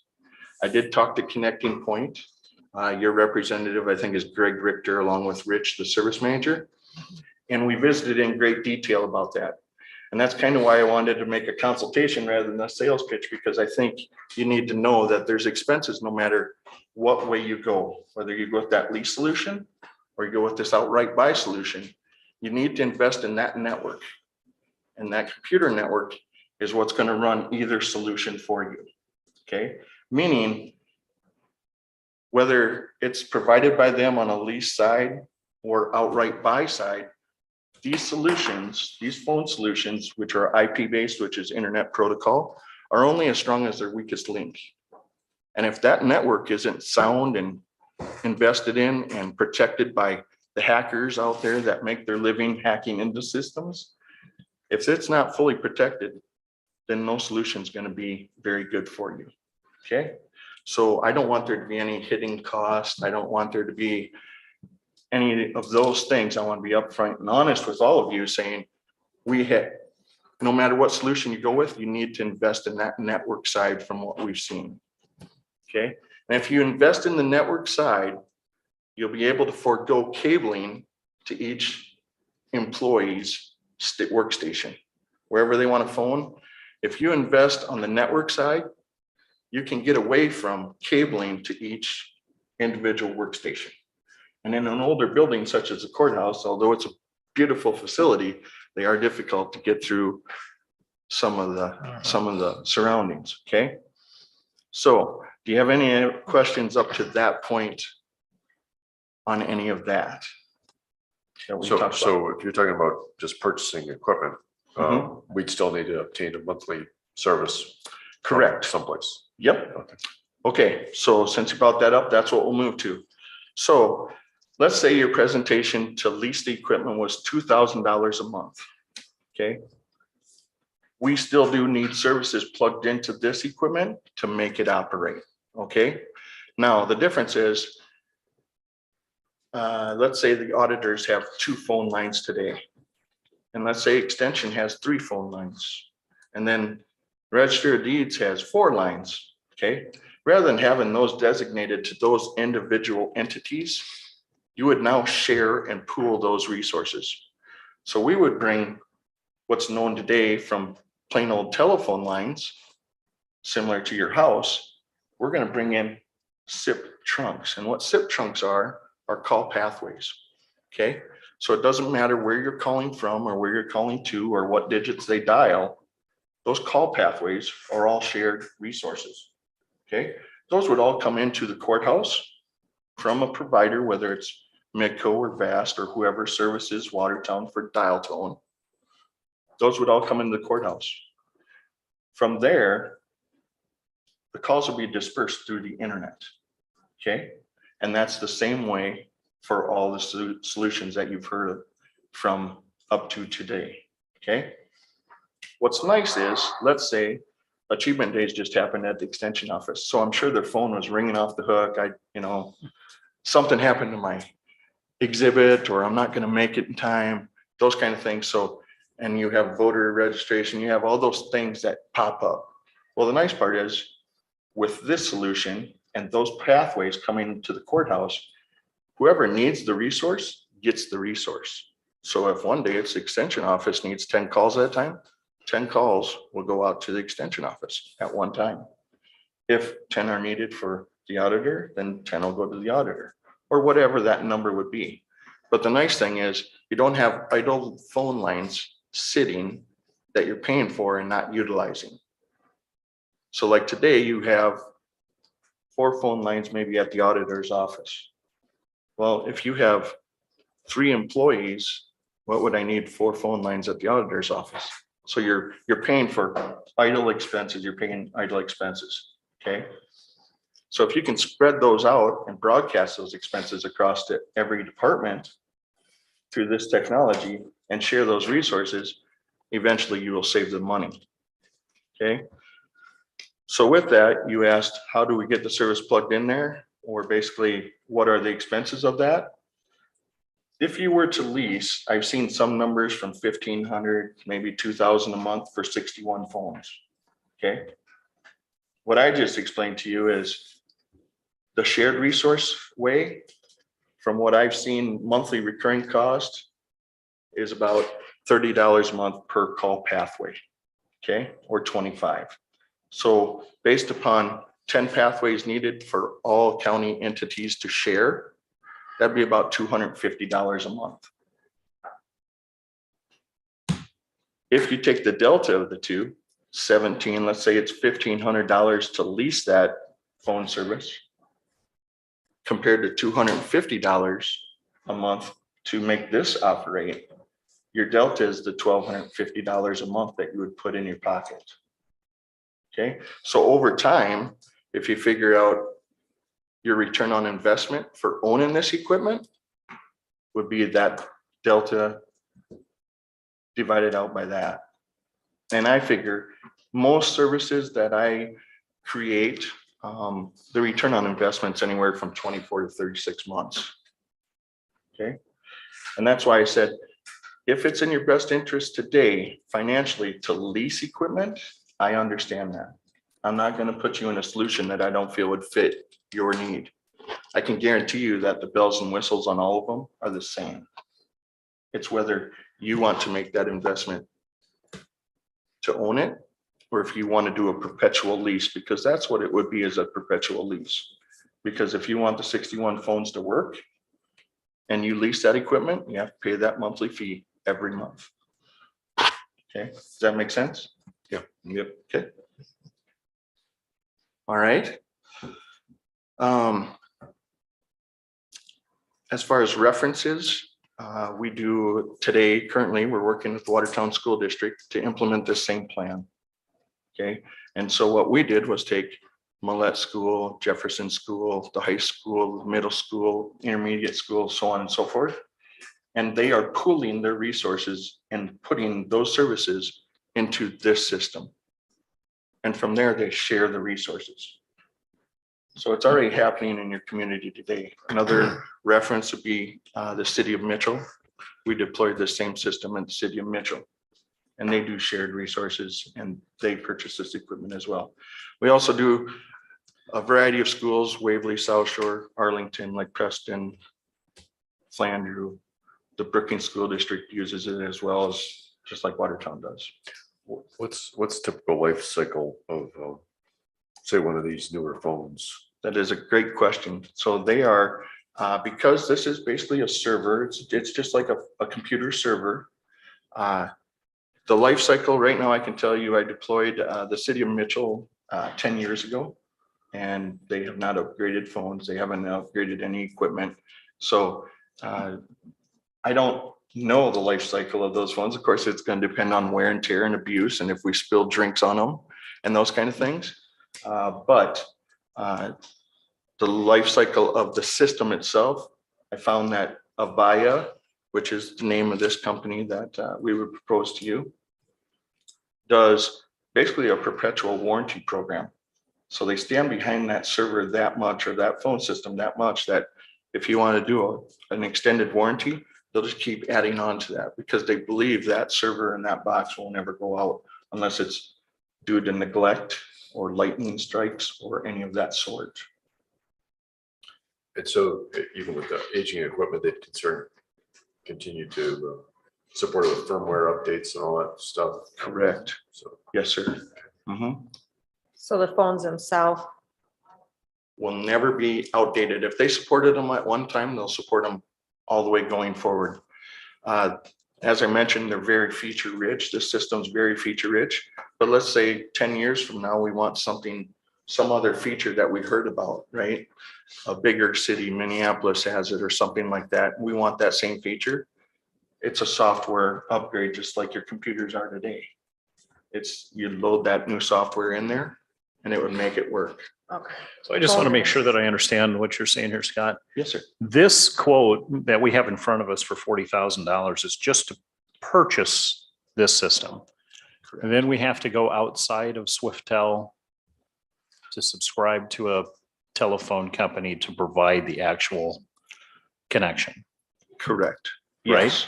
Yes. Okay, so that would, in addition to this cost, would be a monthly charge. Yep. And Okay. That's that Okay. example that we gave earlier. Yes. but this Yeah, is I designed just want to to make work. sure. So this is designed to work with a VoIP type setup. Right. like- Correct. Now, keep in mind, I didn't discuss the internet, right? But you'll need the internet for all other services anyway, right? So whether it's for your phones or for your day-to-day operations, they need the internet. So the internet would stay the same, and it's a moot point. The same is true for any plain old telephone lines. And the plain old telephone lines, what purpose they will still serve, they won't go into this box because we don't need them in this box. But the plain old telephone lines, I can assure you that you're going to need those anyway for your elevator. In case somebody gets stuck in the elevator, they got to push the call button. That will require plain old telephone service. The same is true with fire alarm panels. If you have fire alarm panels in any of these buildings, you will need plain old telephone service so that it dials out to who's monitoring those for you. Okay, so you'll still have some of those expenses, but they're a moot point, so that's why I didn't bring them up before. So what, yeah, what Scott's proposing, if I understand that correctly, if I'm wrong, it's just, it's kind of the same thing that we heard from the other two proposals, except instead of leasing the equipment from them, we'd buy it from Swiftell. Yeah, So correct. that's basically the difference. And Correct. so you'd still have to go back to get, it might, I don't know if that would affect quotes of the other two proposals, or, you know, because if you would, you know, if you were to lease, it might affect the price. I don't know, the service portion of it, you know, it depends on them, I think. Yeah, we sell hosted services in Brookings, just to the city of Brookings, because that's all we Right. service. Yeah. And that is the only way you can have hosted services is basically a perpetual lease. Yeah.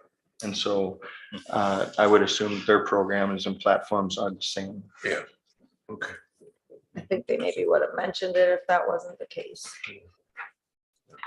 Now, the one thing that I do know is in talking connecting point, either way, you would need some kind of network upgrade. Okay, so whether you do the lease solution or you do our solution, you will have a cost from them to upgrade your switches. And what they would upgrade your switches to is called PoE, which is power over Ethernet. So when they plug into that computer cabling jack, that power comes to them. That's what lights up the phone. Now, we talked about a little bit about the cabling side of it. And what those PoE switches will do for you is the existing jacks they have by their desk, we'll plug the phone into that. Then from the phone, we'll go to their computer. And that's how you'll get away from having to cable out all of these locations. Now, the nice part of that is this server, basically computer server, is smart enough to say, if I dial digits, I go out through that same wire and I hit that phone. But if I send an email, that switch will send it to that computer on the end. Okay, so the technology is there, and that routing stuff is all configured. And I don't want to bore you or confuse you with that stuff, but that's why I'm kind of using it as an education piece rather than a sales pitch. Because no matter what, at the end of the day, I'm from Cransburg, South Dakota. And when I see you folks around town, my wife's from Watertown here as well.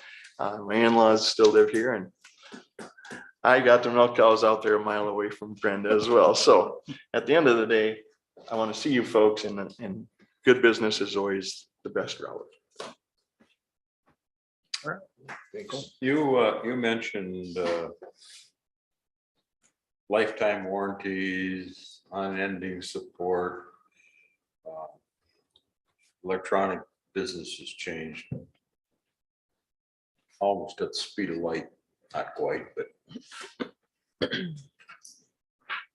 So 5 years from now, you mentioned, I think it was Mitchell has them for 10 years and they've had no problems whatsoever. They haven't replaced their phones. But in 5 years, things start to change, technology changes. Hypothetically, these are obsolete in 5 years. That's what the upgrades, right? Yeah, there's software upgrades, they call them. So if new features, like that's what's been coming, right? The latest and greatest is basically everybody works all the time, right? And that's what corporations want. That's where America's going. You can always be in touch. This system, I can twin my desk phone right with my cell phone. I can even open an app and call. And when I open that app, because everyone has apps, when I open that app, I can make a call from there. Now the public doesn't have my cell phone. They have desk phone. They have the desk phone. Now, getting on that a little bit, that's fine in technology, but the handset breaks. Yep. Where are the pieces for that handset and where do you have to get them from? We carry them right in Brookings. Okay. Yep, we carry all this major inventory. We actually carry backups as well, just because we know the direct out comes through, right? And systems go down and lightning strikes occur and flooding occurs. Sure. So we have most of these parts on hand in Brookings, if not all. We get a lightning strike 5 years from now and it fries the system. Yep. We don't want that to happen. But it does happen. And I'm sure, I'm assuming, and I assume that you have your network gear protected through insurance. Yeah. And so this would fall under that same category. So, thank you. Yeah. Steve, you got anything you want to add? Thanks. Just trying to get It's a lot to take in. It is, Yeah. and my job as a consultant is to dummy it down. How do we dummy it down? So that everybody can understand it and stay with it, because obviously You your work with jobs are, us. I don't know everything about bridges and everything else that you talked about today. But my job is to try and educate you the best I can with a solution that I know would work for you. I see on this list way down toward the bottom, a 19-inch monitor. How would that fit in with, where would we use that? Yeah, so some features that are built in there is auto attendance, which is if nobody's available, they can press 1 for somebody and press 2 for somebody else. Well, 9 times out of 10, we get a call saying, hey, can we do some of this stuff ourselves? Well, since it's a server, since it's a kind of basically a mini computer, you can hook that monitor to that phone system. And if I say, press 1's for Brenda and 2 is Myron, but instead Brenda's getting all the calls because she's the press 1 option, I want to change it to Myron for the month. So I would open that platform, the auto attendant platform, and show up on that monitor, and I click and drag the line so that 1 and 2 would reverse. So basically it's just a way to see the programming in a shortcut manner. So you can do some of the programming yourself. Yes. Well, thanks. Yep. It's amazing. Yes. Any other questions, concerns? Not at the time, but we have contact information Yes. on there if we have any further questions once this is sunk in a bit. Yes, my contact information is there, and by all means, if you have any questions, concerns, or wish to visit further, I'll leave some reading material about the product itself, if you're looking to do any additional reading on it. But if you don't have any further questions or concerns, I want to thank you for your time this morning. I appreciate it, and thank you for the opportunity to present a bid to you. Thank you. Thank you. Thank you, All right. Scott. Thank I you. have one final question. Yes, sir. We've all heard about shortages and supply chains and chip shortages and you name it. What is the availability and what time frame would we be looking at, including training, if we decided on this? Yeah, basically, our supply chain has been great all the way throughout, and our price point has stayed the same as well. Avaya is pretty much the number one, it flip-flops, number 1, number 2 global wide leading system. But our supply chain has been really good, and it still is today. And I actually get my supplies right out of Wisconsin. And so everything's readily available from the date of signing.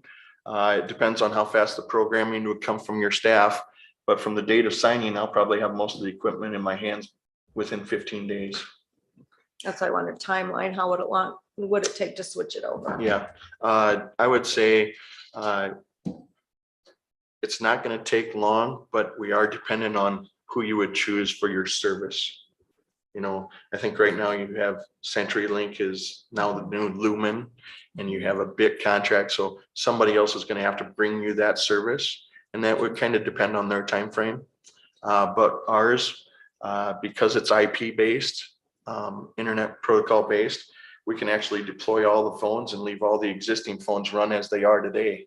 So we can put all the phones on the desk and set up all the voicemails, do all the major programming and not interrupt any flow of work. Okay. And at the time of the switch, now they're already used to that. Yes. Yeah. And so your downtime is very minimal. But so for us, I would say, it'll take us a week or 2 to put all the phones out. But the training's included on that price. They get to deal with me, yours truly, on the training side, but I'll sit with them. So you work with SDN Communications too? Yeah, SDN we are a partner of SDN. We help create SDN, basically a bunch of telcos on the eastern side and western side of South Dakota. statewide created SDN Communications. And so we are a partner of SDN. And so, yeah, if you need some assistance there on different platforms, I can definitely bring them in and they can present with me if nothing else. So, On the Yeah. provider side. yes. Okay, Mhm. Thank you. Thanks, I Scott. have no further questions. All right. thank you. Thanks again for your time. Yep, thank you.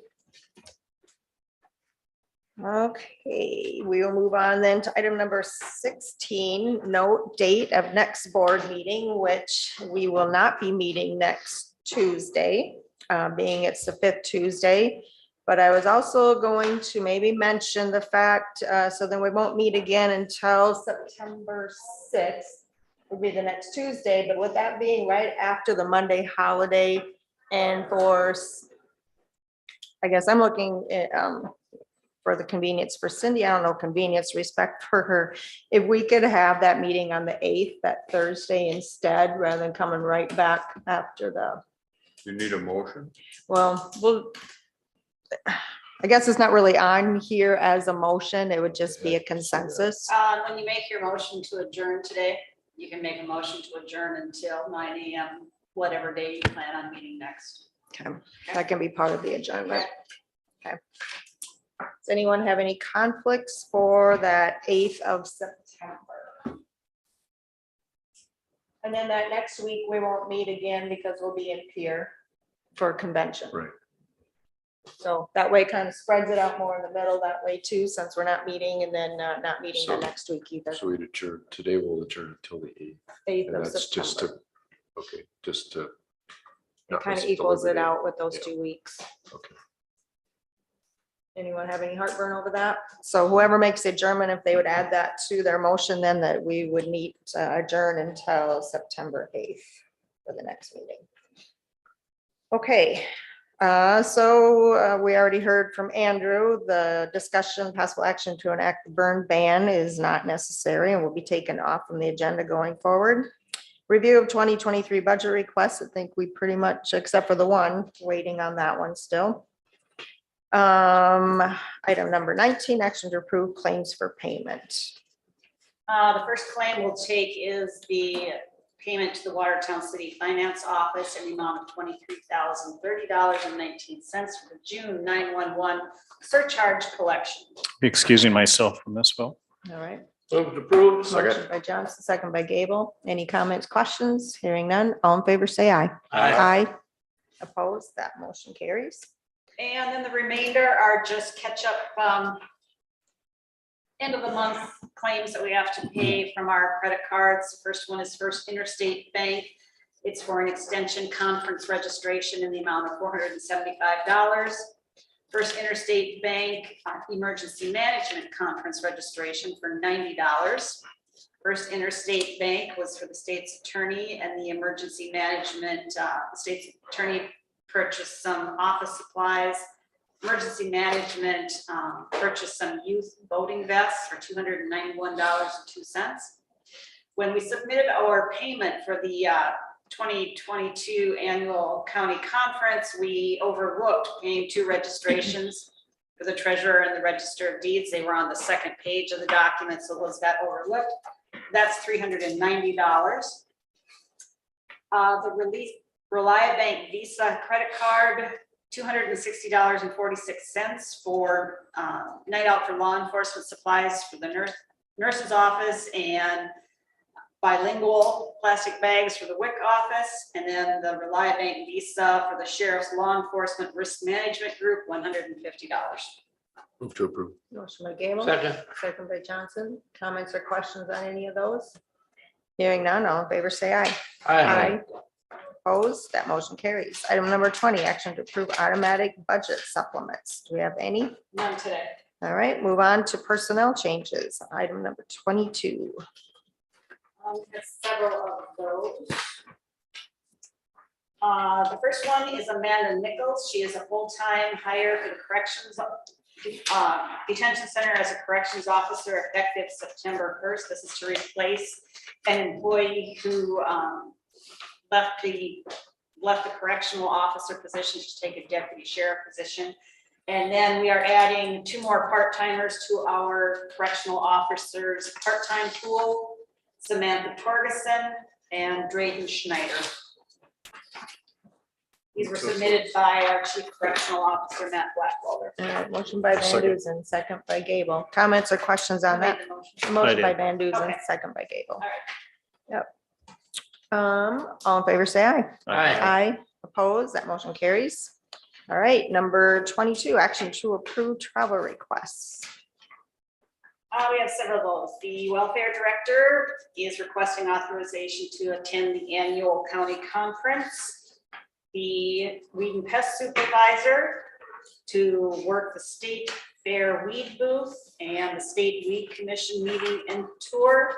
And the emergency management director to take an EM class G2300 intermediate emergency operations center functions. So moved. Motion by Johnson, Second. second by Gable. Any comments or questions on that? Not hearing any. All in favor, say aye. Aye. Opposed, that motion carries. All right, item number 23, public notices, possible quorum of commissioners could be in attendance. We have the SDACO and SDACC annual convention, September 12th, 13th in Pier. So we won't be meeting next week, won't meet then possibly till the 8th. So is there anything in between that anyone can think of that there could be a quorum of commissioners at? Don't know if it matters, possible state fair. Yep, I was going to mention that as well, the state fair. Other than that, anyone else? No. Item number 24, any old business? Item number 25, any new business? Madam Chair, I attended the JDAI meeting, Juvenile Detention Alternative Initiative. Just want to mention that.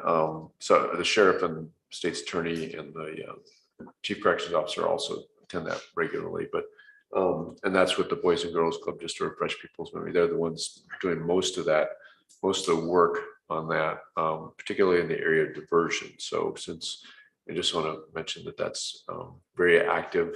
I think it's, and just so people know that diversion is not, it's kind of like the idea is to nip juvenile offenses in the bud. So it's not really, it's not about sending people back to the classroom that shouldn't be in the classroom. But I think that program's